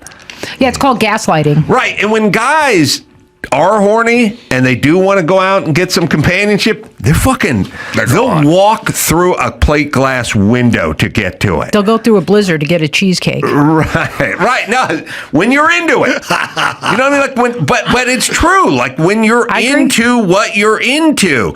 But you wouldn't talk about cheesecake for year in and year out. Have you been to the Cheesecake Factory? I haven't been to Europe either, but that doesn't mean it's like you fucking will be at the Cheesecake Factory eating cheesecake, not talking about it every year and never going there, right? Yep. Well, they want them in. They want to dismantle the West. I think that's what it feels like at this point, yes. Because they want voters, and also they want the census demographic as well, even if they're not voting. So, yeah. But why wouldn't you? Yeah, he said that he found this they were mapping the whole system of Social Security, including where they found a lot of people over 120 years old. So, have they arrested anyone who did this? Yeah, that's the big thing, that there's fraud. It seems like that they're finding fraud, but I haven't heard of one person arrested for said fraud yet. Yeah. That's when people are really going to change. When you actually start arresting the people responsible for this who are committing the fraud, then there's an incentive. Because right now, the people who are doing this, politicians or whatever, they again have only gain. Yes. They can make money, somebody could bribe them, all this. And if they get caught, there's no loss. Right. Yeah, well, I mean, I think Biden pardoned Mayorkas. You got to look it up there. Yeah, he did. He did. So he pardoned everybody. What does that tell you? Why would you wouldn't need to pardon an innocent man? Listen, I'll take a pardon if I can get one. Yeah, no chance of that. But no, well, they would say because of retribution and Trump's, what they do is they build the false dragon that is Trump, and then they go, why did you pardon your son? Because the fake dragon would come after him. Now, what I've said a million times, you don't have to pardon me for killing Nicole Brown Simpson, because if you said, let's get at him and let's lock him up for killing Nicole Brown Simpson, I'll go, what night was it? Yeah, I was in La Crescenta with my roommates watching Jeopardy. Like, you can interview them, check for DNA. Like, if I didn't do anything, if it was just nothing, like if you're just, let's just say Hunter Biden just did nothing. He just, normal son, just hung out stateside, just worked at a, he worked for 3M making Post-it stickies or something. Well, then what could Trump really do? Yeah. Do you know what I mean? Like, there's this weird fantasy. He's just going to go scoop him up and throw him in solitary confinement. But really, what could you do if there's nothing there? Or is there a bunch of there? Yeah, and the other part, too, is you have to remember, they know that they just have to give their hordes a bit of a narrative to help them, because otherwise it becomes very clear, like, why are you pardoning someone who didn't do anything? And in order to keep the hordes there and not having to, because they know these hordes got to go out and fight these battles with the plebes.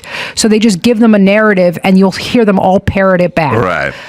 And you'll see it. They all download the software, and then it comes right out, and you're so predictable. It's insane. It is very predictable. And the interesting time we're at now is we took a break on the social justice. We took a break on the race hustling for just 10 minutes, and we went right to the class hustle. These billionaires want to give money to their billionaire friends by throwing grandma out in the street and getting her off Social Security. So there's the narrative. Right. They shifted from race, because it's always race, nonstop race.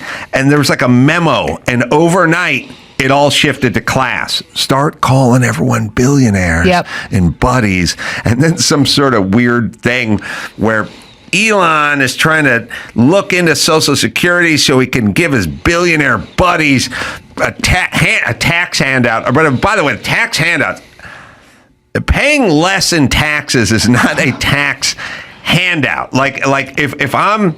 It is if I'm entitled to your money. Well, yeah, but if I go to a movie theater and popcorn is $17, and then at some point they go, for you, Carolla, it'll be $8. That's not really a popcorn handout. That's just I'm not getting butt fucked about the popcorn. Like that, I'm not being gouged in the popcorn department. It's still my money. I'm still giving you my money. I'm giving you a lower percentage of it, and the popcorn's free for the rest of the fucking people in the movie theater, by the way. So it's not exactly a handout. Yeah.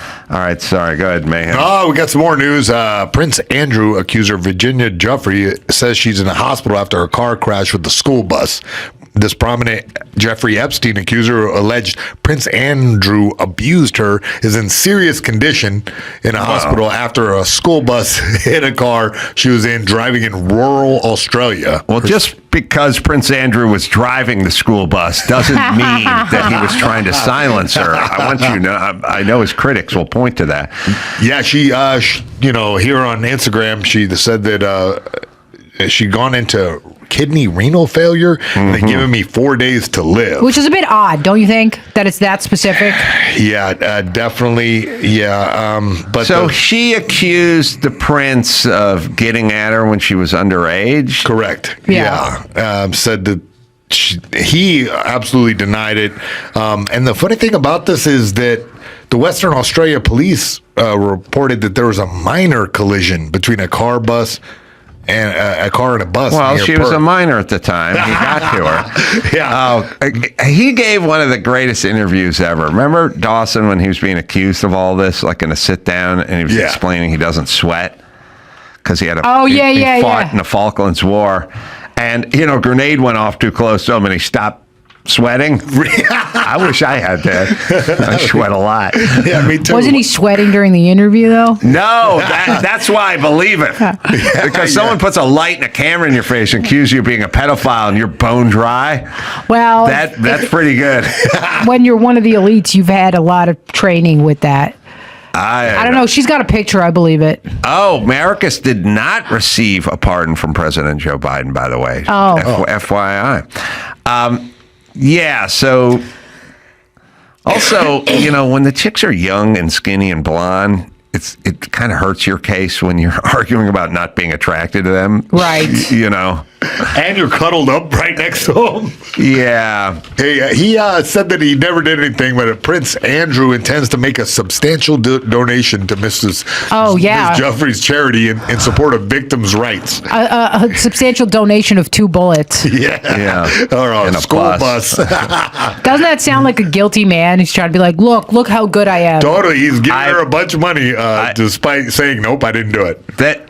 I'll tell you what's always guilty. What's always guilty is like you rent somebody your condo or something, and then at some point you come back and the throw rug is like ripped. There's a big rip in the middle, and you go, that thing was almost new when you moved in, and now it's got a big rip in the middle. And they go, I didn't do it. It was that way when I got there. And then you go, it was definitely not that way. I bought it, rolled it out, then you moved in the next day, and there was a big rip in the middle. And they go, I didn't do it, but okay, I'll split the cost of it. It's like, you do not split. If I came out of a supermarket and someone said, your shopping cart dinged the side of my minivan, and I'd go, I just walked out. And they go, well, I'm accusing you of that. I wouldn't go, let's split the cost of that. I'd go, fuck right off. Like, I'm not splitting the cost of something that I definitely didn't do. Yeah. And I'm not cutting a check to the Wayward Women's Foundation if I never touched this bitch. That's right. Spot on. Oh, we got the Can't Sweat video. It's a good one. So you're absolutely sure that you're at home on the 10th of March. Yeah.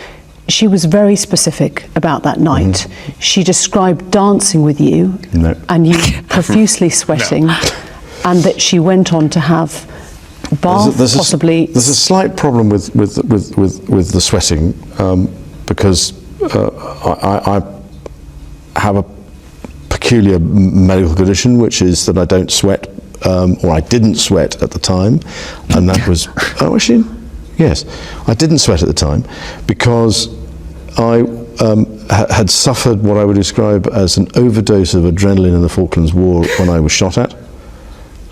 And I simply, it was almost impossible for me to sweat, and it's only because I have done a number of things in the recent past that I'm starting to be able to do that again. So I'm afraid to say. But he said he said he's able to sweat now, just in case you see him sweating. Yeah. I feel that way about loving again. Like I was so traumatized that I just couldn't do it. But I'm working on learning to love again.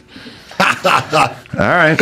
Here's Compelling. some more news. Black dad knocked for leaving his kids at McDonald's to interview for a job.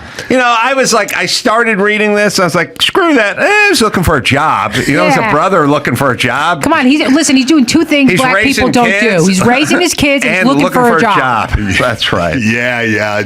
Georgia man was recently arrested for leaving his kids at McDonald's so he could go job hunting. Chris Lewis left his 3 children at a Augusta area, Mickey D's, while job was Also, don't put a slide in a Ronald McDonald Funhouse and a ball pit and shit. You know, half those places have kids. That's exactly right. You just leave the kid on the slide. Yeah, How leave him in old the are play the place. kids? Oh, 1. Yeah. One of the kids is 1. That's a little shady. That's why you have the 9-year-old in charge. A 10-year-old, a 6-year-old, and a 1-year-old. Yeah, they were left inside. Somebody got nosy and called the cops. Black men cannot rise above. This is why they have because the system. Look at what they do. The guy's trying to go get a job, and they get It's him. viral now. Somebody's giving this guy a job. Yeah, just because he pronounces it McDonald's doesn't mean. Yeah, it does not. I don't know what it is with black people and the word McDonald's, but it's not. It's like axe and ask. Like for some reason.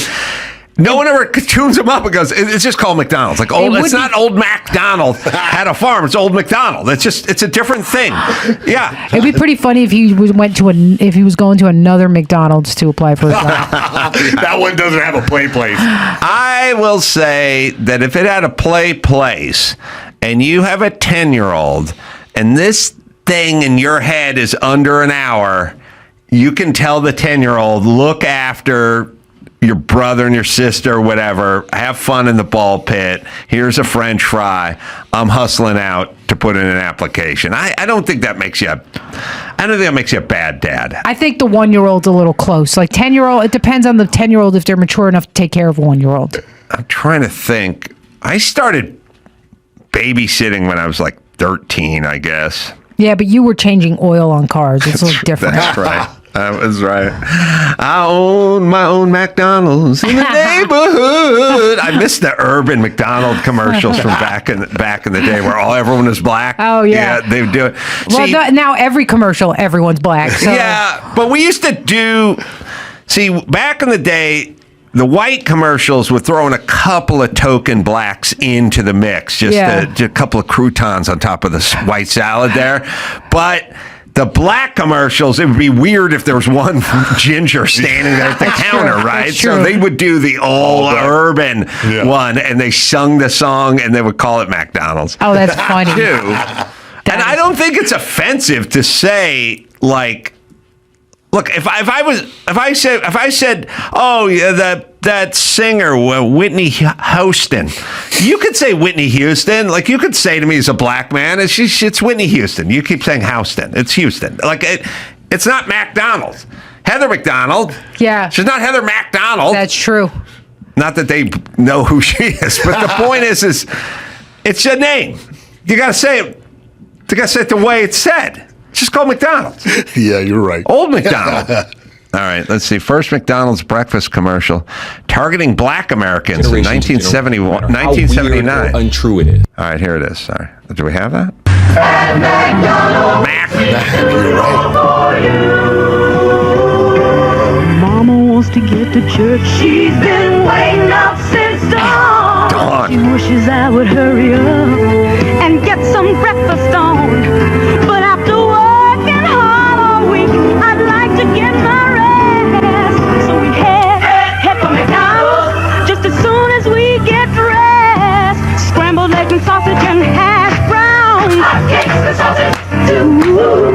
They're not getting to church. I'll tell you this right now. Something good for everyone. Fresh and hot, cooked just right. Top quality and the price is light. Breakfast at McDonald's. McDonald's. Suits my family.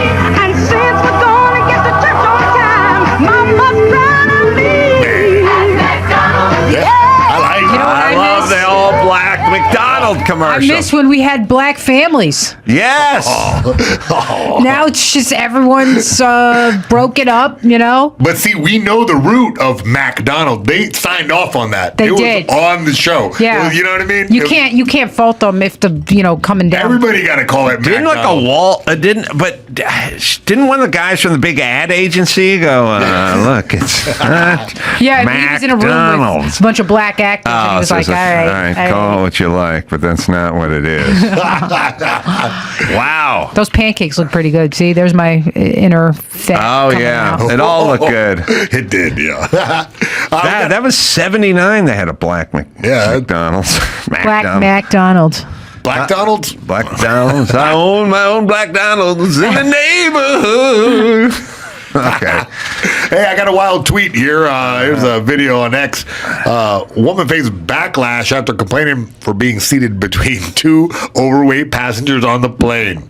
I have very strong feelings about this. It's an older thing, I think, but it's unearthed or something. I think there's film of it or tape of it or There's something. video. Yeah, there's video from As X. a former fat person, I want to say you have every right to discriminate against fat people. We're doing it to ourselves. Well, I mean, also, you've got to... Well, let's just show the tape. You can't have two huge people and expect someone to take the middle seat. An airline passenger stuck in the middle seat resorts to fat shaming her seatmates. Oh my goodness, I don't know how I'm going to do this the next 4 hours. It happened just before takeoff on a United Airlines flight from Las Vegas to Newark, New Jersey. Norma Rogers, an oncology nurse who once appeared on the Dr. She Off ate at show, McDonald's our one too many Nurses times. Appreciation episode, was seated next to the fat shamer. The nurse's travel companion fat was in the shamer. aisle seat. Rogers flagged down a flight attendant. Excuse me, can you find her another seat? Because I will not be verbally abused by this or anybody else. I can't sit here because it's both so big on left and right. I can't even sit here. The flight attendant offered the fat shamer a new seat. As the Hold on woman a gets second. up- You see how they're making her the perpetrator? I know. You who does some diet and some exercise are sitting in between two tubagoos, and she's the problem, by the way. Right, she's the fat shamer. This is who we're attacking in our society. Those airline seats are made for 185 max. All right. You're hitting a little close to home over here. 195 max. They're not made for 400 pounds. They're not, but neither is the roller coaster at Magic Mountain. Like, hey, you can eat your way out of certain things. Yes. You know what I mean? That's correct. And if you have one on one side and the other on the other side, there is no lucite that you're pressed up against. It's you're slopping into the next seat. That's gravity. Man. You're That's literally how it works. in my seat. I purchased a seat. And I know spaces. Those seats, visually, are like 18, 19 inches wide, like max. They're not... This is 24 inches. They're not 24. They're 21 or they're 19 or whatever they are. If you got 3 inches encroachment on the right and 3 inches encroachment on the left, you're taking up 30% of my seat. Yeah. I bought that. It's just math. It's all just real estate. You buy real estate on a plane. Why didn't she buy, since she and her fat husband were going to be sitting together, why didn't they buy the middle seat and then they wouldn't have had this problem? And then do you see how they have to do it? Because they've been emboldened by this media that tells them that they should never be ashamed of anything and they're entitled to everything. Right, you're killing them. She's verbally abusing me. By the way, you're actually abusing me with your fat body. Mm-hmm. And she's verbally abusing me. And then even the news, the fat shamer. Oh, I wonder if that news guy would like to sit in between two tubalards. I like to do it. I just snuggle right up and go to sleep. All right, sorry, there's a couple seconds left. I got to also say, being on a plane with Indians who fart all the time. I'm not a fan of this. Not a fan of this. Yeah. Looks so fake on left and right. I can't even sit here. The flight attendant offered the fat shamer a fat seat. shamer. As the woman gets up, she delivers one more insult. Hell yeah. I eat salad. Other passengers were outraged. Why don't you sit in the chair? I love that everyone's outraged. She's making a lot of good points. I know. This was just the norm. This is what I'm saying. Like a few years ago, this was just the norm. This is how you would talk to fatties. Yes. The audience. I love that the other passengers were outraged. Like, go fucking, you sweat your ass off sitting in between those two. Well, again, easy virtue. They don't have that, you know. Listen. Here's the deal. Said it once, say it a million times. Forget about weighing your luggage. Weigh your luggage. Bring as much lard in your ass as you want. Pack as much shit in your bag as you want. But you will be charged when you go. Remember those places that had the salad that you weighed back in the day? And you load up and then you weigh them. Oh yeah. And at the end you can spend a lot. You can spend $26 on a salad if you load it up. But if the guy behind you is going light, then his is like $9. But what you want to live in a world where you go, all right, that guy loaded up, he's $26. You went light, you're $9. Why don't you both pay $19? It's like, no, that guy weighs that much. That's what he weighs. They do it with your bags. Yep. Just do it with you. Just everyone weighs in. Everyone weighs in. You're gonna have a lot of women crying. See, I've argued this a lot. Yes, but women mayhem. What were you at max peak capacity? 185. I was like 185.6. That was max fitness capacity. Oh yeah, that was my fitness weight too. Max load. 280. 280. Yeah. I was 100 pounds off my fight weight before. What? Look, women are catching up, but men traditionally weigh 50 pounds more than women. Yeah, not me. Sorry. So, all right, but even mayhem would weigh more than you. Yeah, he would. Yeah. That's what I'm saying. And even at peak, 280, you were actually 50 pounds more than me at peak. Okay. 227 at peak. Okay. All right. So your fighting weight, heavyweight was that weight. Okay. Why shouldn't mayhem pay more than you, is what I'm saying. Well, he's not going to spill into my seat. And women who go, whoa, women aren't going to like this. But if the average woman... What does the average woman weigh now? 175 pounds, and she's size 12 and 5'4" or 5'5". Really? Yeah. Is that average? Yeah, they're pretty fat now. That is sad. Yeah. But if that's true, the average dude is still bigger. Oh, yeah. So women would pay, on average, less for their airline ticket than men. And you wouldn't subsidize us, is what I'm saying. There'd be a lot of people spitting into a cup right before stepping on the scale. I'd have the guy, my trainer, hold the towel out in front of me because I get naked. Not stripped down. Drop your chonies. Got to take your shoes off. Every woman knows that. Take your shoes off. Make sure you piss. go to the bathroom. If you're lucky, you get to poop before you step on the scale. Stand on your head. Yeah, I know all the tricks. Stand on your head. Yeah. What's that do? Yeah, put all the blood in your head and lean over. Oh, we move your fat noggin off to the side. That's a I'm going to try that. I'm going to try that too. Got me out of trouble before. All right, Dawson, what is the average woman weigh? Is it really 175? It might be a little more than that, actually. 1 second. I had it. Let me get it back. All right. More and 5'4", did you say? 170.8 pounds Okay. for So 20 years of age. 20? She's like a size 12, right? 40 to 59-year-olds weigh sub 176.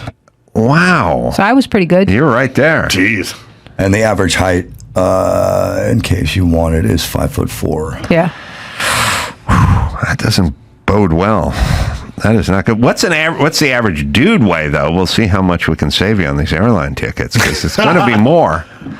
It's going to be more. And wouldn't it be nice? Then you could pack an extra 40 pounds worth of luggage for free, That would essentially. be great. Yeah. All right. I'll let you find that, Dawson. Anna's out there. So speaking of fat, she'll figure out a way to keep you from getting fat. We'll talk to her in a second. United States average man, age 20, is 5'9", and tall and weighs 200 pounds, basically. So we still got 25 or 30 for the 20-year-old. We got 30 pounds on it. You pay that much more when you buy I think your everybody ticket. just weighs more these days. People, if you go back and look, people used to be so tiny. It's kind of Talk about it all the time on the show. Yeah, there's everybody's on a digital lifestyle, sitting in their car nonstop. It's just how we are in America. Yeah. This crazy part is Anna's friend and my friend Vinny Tortorich always brings up. He goes, "Look at a picture from Woodstock. Yeah. Skinny as shit. Real skinny. Skinny. Oh, we were watching here the other day. Dawson, you may know what it is. There's a video out there that is like parking lot interviews in New Jersey from 1987 when not Motley Crue, but like Metallica. No, was it Metallica? I think so, yeah. Would you watch that vid with me? I did, yeah. Yeah. Was it Metallica? I thought it was another Judas Priest. Yeah, you're right. I think it was Judas Priest. And they were interviewing everyone in the parking lot they were tailgating. Look at the size of these dudes. Well, that woman's a little thick. The woman's a little thick. The dudes are bony as shit. Yeah. Like when you watch it, every dude has their shirt off and you can see like every... Because like processed food was not the way guess. it is. I mean, yeah. these guys weigh 137 pounds. Yeah. I think they're each probably about 170. That guy's probably one. Guys weigh more than they look like. Guys weigh more, but that ain't 170, man. Maybe he's 160, that guy. Oh, there's one fat guy. We got a couple Mexicans. Whoa, they're looking to Metallica. How do you like that? See, Mexicans used to assimilate. Yeah. Now, is it one's wearing a Metallica shirt, the other's wearing Iron Maiden, so now I'm confused. All right. They don't know what it is. They just got there. It's Iron Maiden, I guess. And look, they're skinny as shit. I watched this whole video with Mayhem, and they're all skinny as shit. Everyone was skinny. This is 87. It's not 67. Yeah. And this is New Jersey. You know what I mean? It's not Bangladesh. Yeah, that's when they started putting corn into everything. Corn syrup, corn, Yep. And subsidizing. palm oil. Yeah. Lots of chemicals messing with people's hormones. Yep. All right, Leonardo. This has been fun. Yeah, I had a great time. Thank you, guys. I'm going to put your website out there. Thank you. Leonardo is funny.com. And she is, because I've seen her do stand-up. Yep, more and they than can check once. out my YouTube. It's the same thing. Leonardo is funny. Elon's got a stand-up special out. Elon Gold's Also, I don't let 40-minute my comedy kids. special. I don't let my kids say Snickers. If Snickers is their favorite, and then I always teach them to be polite. I don't ever want to hear them saying Snickers, please. You understand? I don't want. By the way, it's my son's 18th birthday today. My son is 18. Isn't it? You're supposed to say, "Wow, you look amazing." Wow, you look amazing. And I have a 24-year-old, and I have a daughter who's married now. Really? 20. She got married. Jesus. Last month, my daughter got. I have a son-in-law. You know what the law is? I have to pay their rent. I don't know what the fuck happened to kids and rent, and I have these conversations every day, which makes me sound like an old asshole. But like when you get divorced, my kids are both 18 and a half. You get divorced, there's a lot of stuff. Like, who's going to take care of the kids? Like who's going to? You got to give them like an apartment building or something. Like what about the kids? What about the kids? I go, I don't know. You can get a job. You can graduate high school, and then you can get a job, and then you can go do something. I don't know. What do you mean? What? Why is it incumbent upon me to set up kids for the rest of? By the way, there's a whole table of like lawyers and ladies. They're just looking at you, going, What are these kids going to do? Like, they're going to get old, and then they're going to get a fucking job, or they're going to be junkies. I don't know. But they'll fucking figure it out.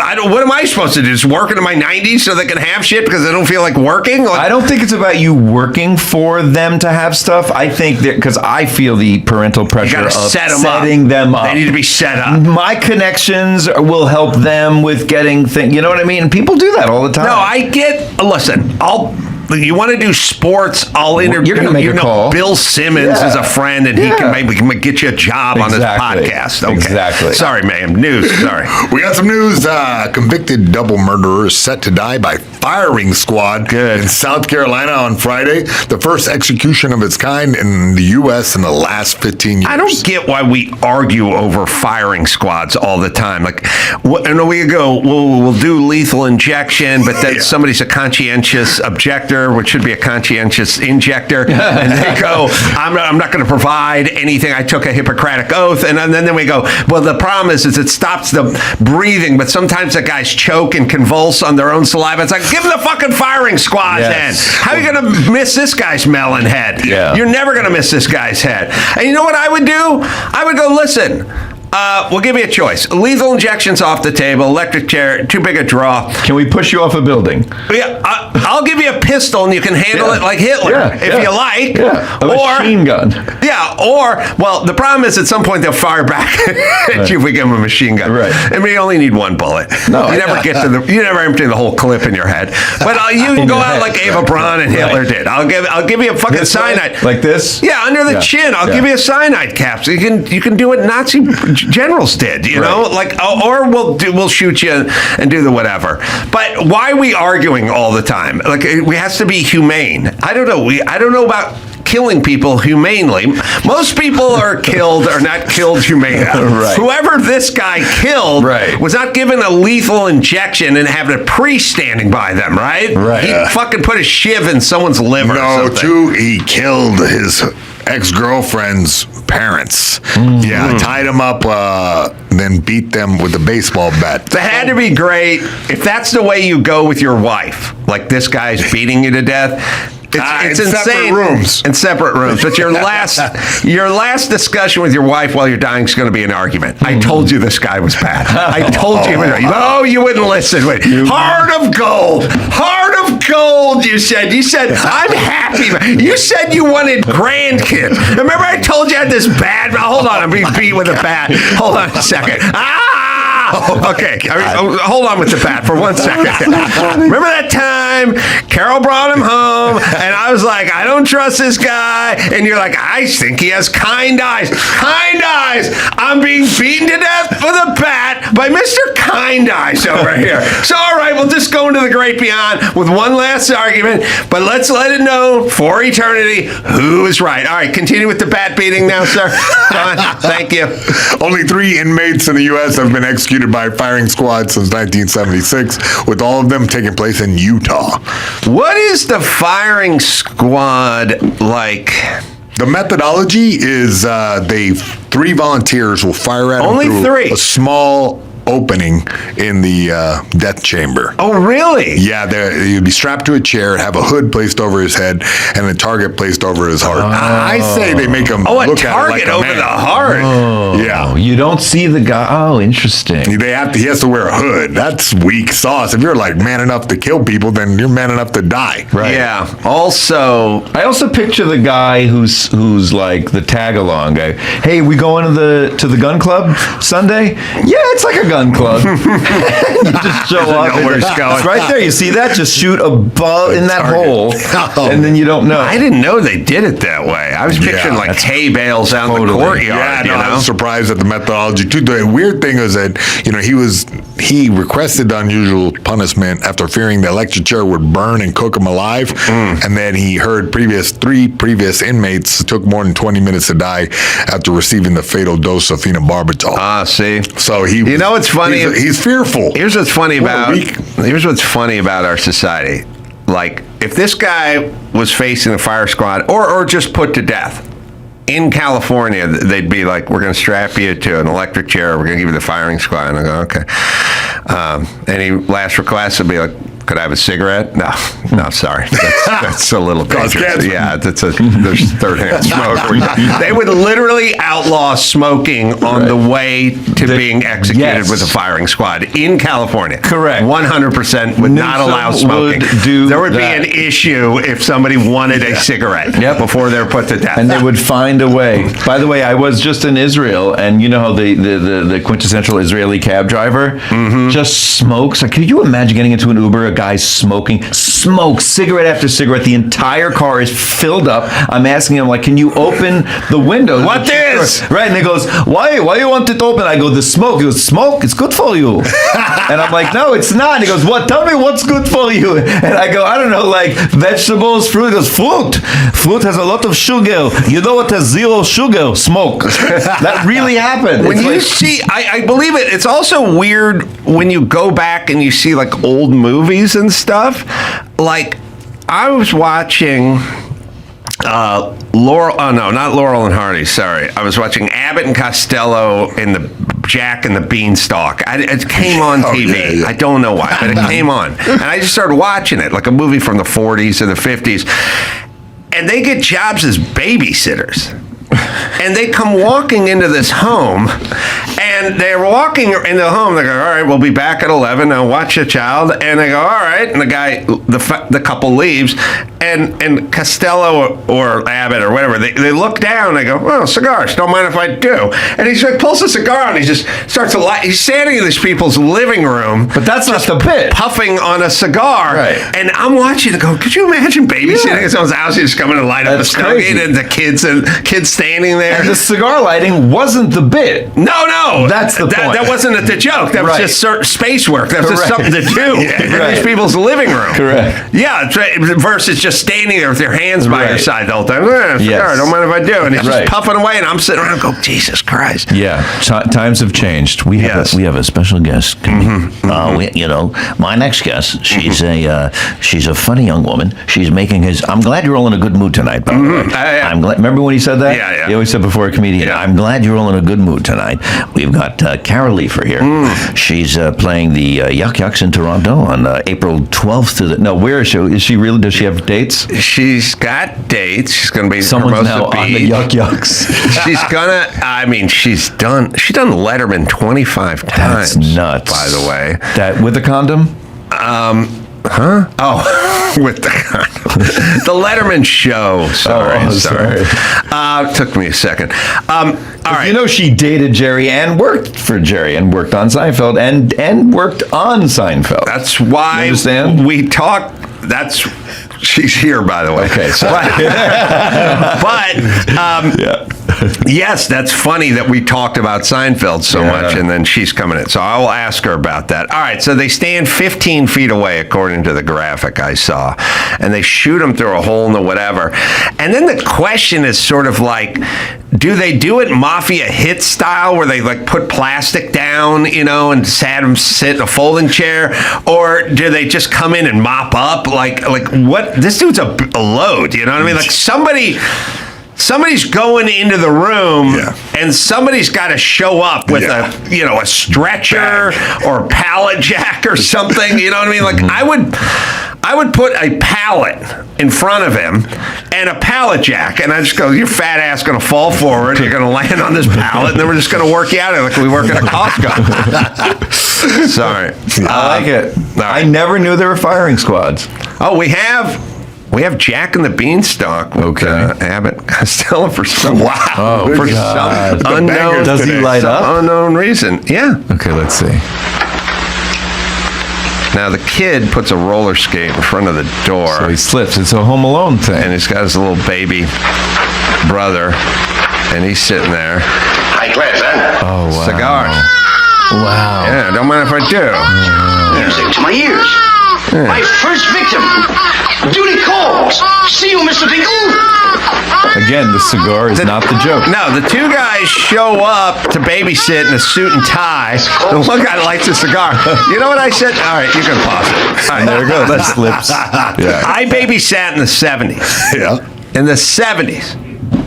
For Reevy and Ronnie, Israelis. Mm-hmm. And then Adam. Where was other this? Jewish neighbors. Everyone was a Jew. What neighborhood was it? North Holiday. Mm-hmm. I got $1 an hour. There was one of me, and I was 13. $1 an hour. Abbott Costello are babysitting 1949. There's two of them, and they're adults. How much are they making? What are they getting? Are they getting like? And they have to split it. They've got to split a nickel Could you an hour. imagine splitting your dollar? I was 13. I'd babysit for 4 hours. I get $4, and I'd just go, that's enough. I can buy some candy or something. It wasn't enough to get a go-kart or anything. I didn't have. It was just a little walking around money. That was all I had. in 1949, babysitters had to be 18 cents an hour, and you got to split it with 2 middle-aged adults? Nuts. All right. So how do you buy cigars with that kind of... Well, you steal them from the guy who owns the house. All right, Carol Leifer, let's do one more out there. All right. With kid offered Google job out of high school, but got rejected by 16 colleges. Now he's suing for discrimination. High-achieving student is taking legal action against several universities, alleging racial discrimination. Stanley Zhang, a 19-year-old from Palo Alto, California, boasts a 4.42 GPA and a near-perfect SAT score. Listen, 1590. I don't like this GPA. Over 4. Doesn't make sense. It's the fucking coach yelling, I need 110%. Like, no, you don't. It's 100. We're maxed out at 100. It's 4. You can stop at 4. Stop at 4. That's it. Am I right, Tom? How many slices of pizza? 9. There's 9. He's got 9. 9. I was at the home show. Yeah. I swear to God. You think, okay, he's got a 4.2 GPA. It just stops at 4. It needs to stop at 4. You can't give 110%, but if you want something that's even more infuriating, but not to you two with no building skills, in the woodworking world, in the world of hardwoods, dimensional lumber, I'm talking not engineered lumber, I'm talking about hardwood, I'm talking about the real tree fallen dimensional lumber. Yeah. When I'm talking to the person at the home show and I'm asking, they're going, we use real wood on our cladding on the side of the, I go, what size wood planks do you use? They go, we do 5/4. I go, 5/4. Yeah, 5/4. Now I know this from, if you go to a hardwood shop and you buy wood, they have 3/4, but 1 inch is 3/4. When you go to the Home Depot and you go, give me 1x6, you don't get 1x6, you get 3/4 by 5.5. That's how it works. So if 1x is 3/4, then what is a true 1 inch? It's 5/4. Because 1 inch is 4/4, but 1 inch is 3/4. So they call it 5/4. And I go, you understand that's not real. It's not a thing. You can break something up into quarters, but you can't have 5 of them. That's 20%, not 25%. So in the world of lumber, a true 1 inch thick is not 4/4, it's 5. And that is equivalent to 110%. I can't, that's amazing. I can't believe you used that analogy to this Jewish person. I know. Who doesn't know from lumber, who's never been inside of a Home Depot. You know. Yes, Costco We'll go to Costco. You know that Costco, sure. But Home Depot, it's not for us. Costco, yeah. We love bulk. Give me 13 of everything. But Gilbert, you know. Yeah. Everyone knows that a 2x4 is not a 2x4. Okay. That you know, Fine. right? Fine. And you know that a 2x4 is 1.5 inches by 3.5. Okay. Weird. And 2 being 1.5 inches is just 3/4 and 3/4. So they call it a 2, 1 and 1, but give the 110%. always 3/4. This is the perfect analogy to the wrong guy. This guy, this Asian fella, who's trying to get into all these schools and suing because they're not letting him in with his high GPA, over 4, and his almost perfect SAT scores. Listen to me, everyone. Let me explain how life works. You start off with the best of intentions. You say, we need more diversity at UCLA. All good intention. All good. And then what? Well, we need to defund the police and have community policing. You know, okay, Mrs. Pie in the Sky, that sounds great. So you go, listen, UCLA does not represent enough Hispanics and enough blacks and enough whatever, you fill in the blank. So we would like them to be represented at there. And no one can argue with that. You go, good intentions. And then at some point you go, well, there are just not enough Hispanics or blacks or whatever that are going to make the cut for UCLA. So then you go, okay, we're going to have to adjust that for these people. So now you start lowering the test scores are adjusting for those people. And then at a certain Let's turn point, the merit volume down. yes, and then at a certain point, you go, UCLA campus and enrollment is not infinite. It's finite. So we can't just go, let's let all of this in and all of that in. So then at a certain point, you go, we kind of are full. So now you go, okay, but we want diversity. All right, who do we have the most of? Asians. Okay, so here's what we're going to have to do. We're going to have to up their score in order to get into UCLA, and we'll simultaneously lower Black and Hispanic or whoever we have the least of so that we can balance this out. There is no such thing as just going, we're going to be inclusive. Somebody's got to get kicked out. And somebody needs to be discriminated against in the name of your inclusivity. That is the insane thing, because you're 100% So get off right. your fucking pious mountain, all you pricks. You're 110% right. You're 4.9%. I'm 5/4 better. You're 5/4 better, and I'm not kidding, because when to encapsulate what you just said, even intentions that are meant for inclusion and all the good stuff that everybody would recognize as this is a nice thing, end up as the most racist, discriminatory policies. It's all a shit show. It's a shit Everything show. is let's because just they take shut it too far. We'll just shut Los Angeles down for 8 days till we curb the virus, Right. and then we'll open up. Yeah, sure you They will. take everything sure you too will. far. Me Too was the correction, the societal correction that we needed, men needed. But then when you're going, oh, Aziz Ansari had a date with a girl when, no, not, well, okay, wait, stop for a second. Okay, start. Okay, stop for a second. It's like, he's Me Too'd for that? This is the problem with everything. And then what? All right.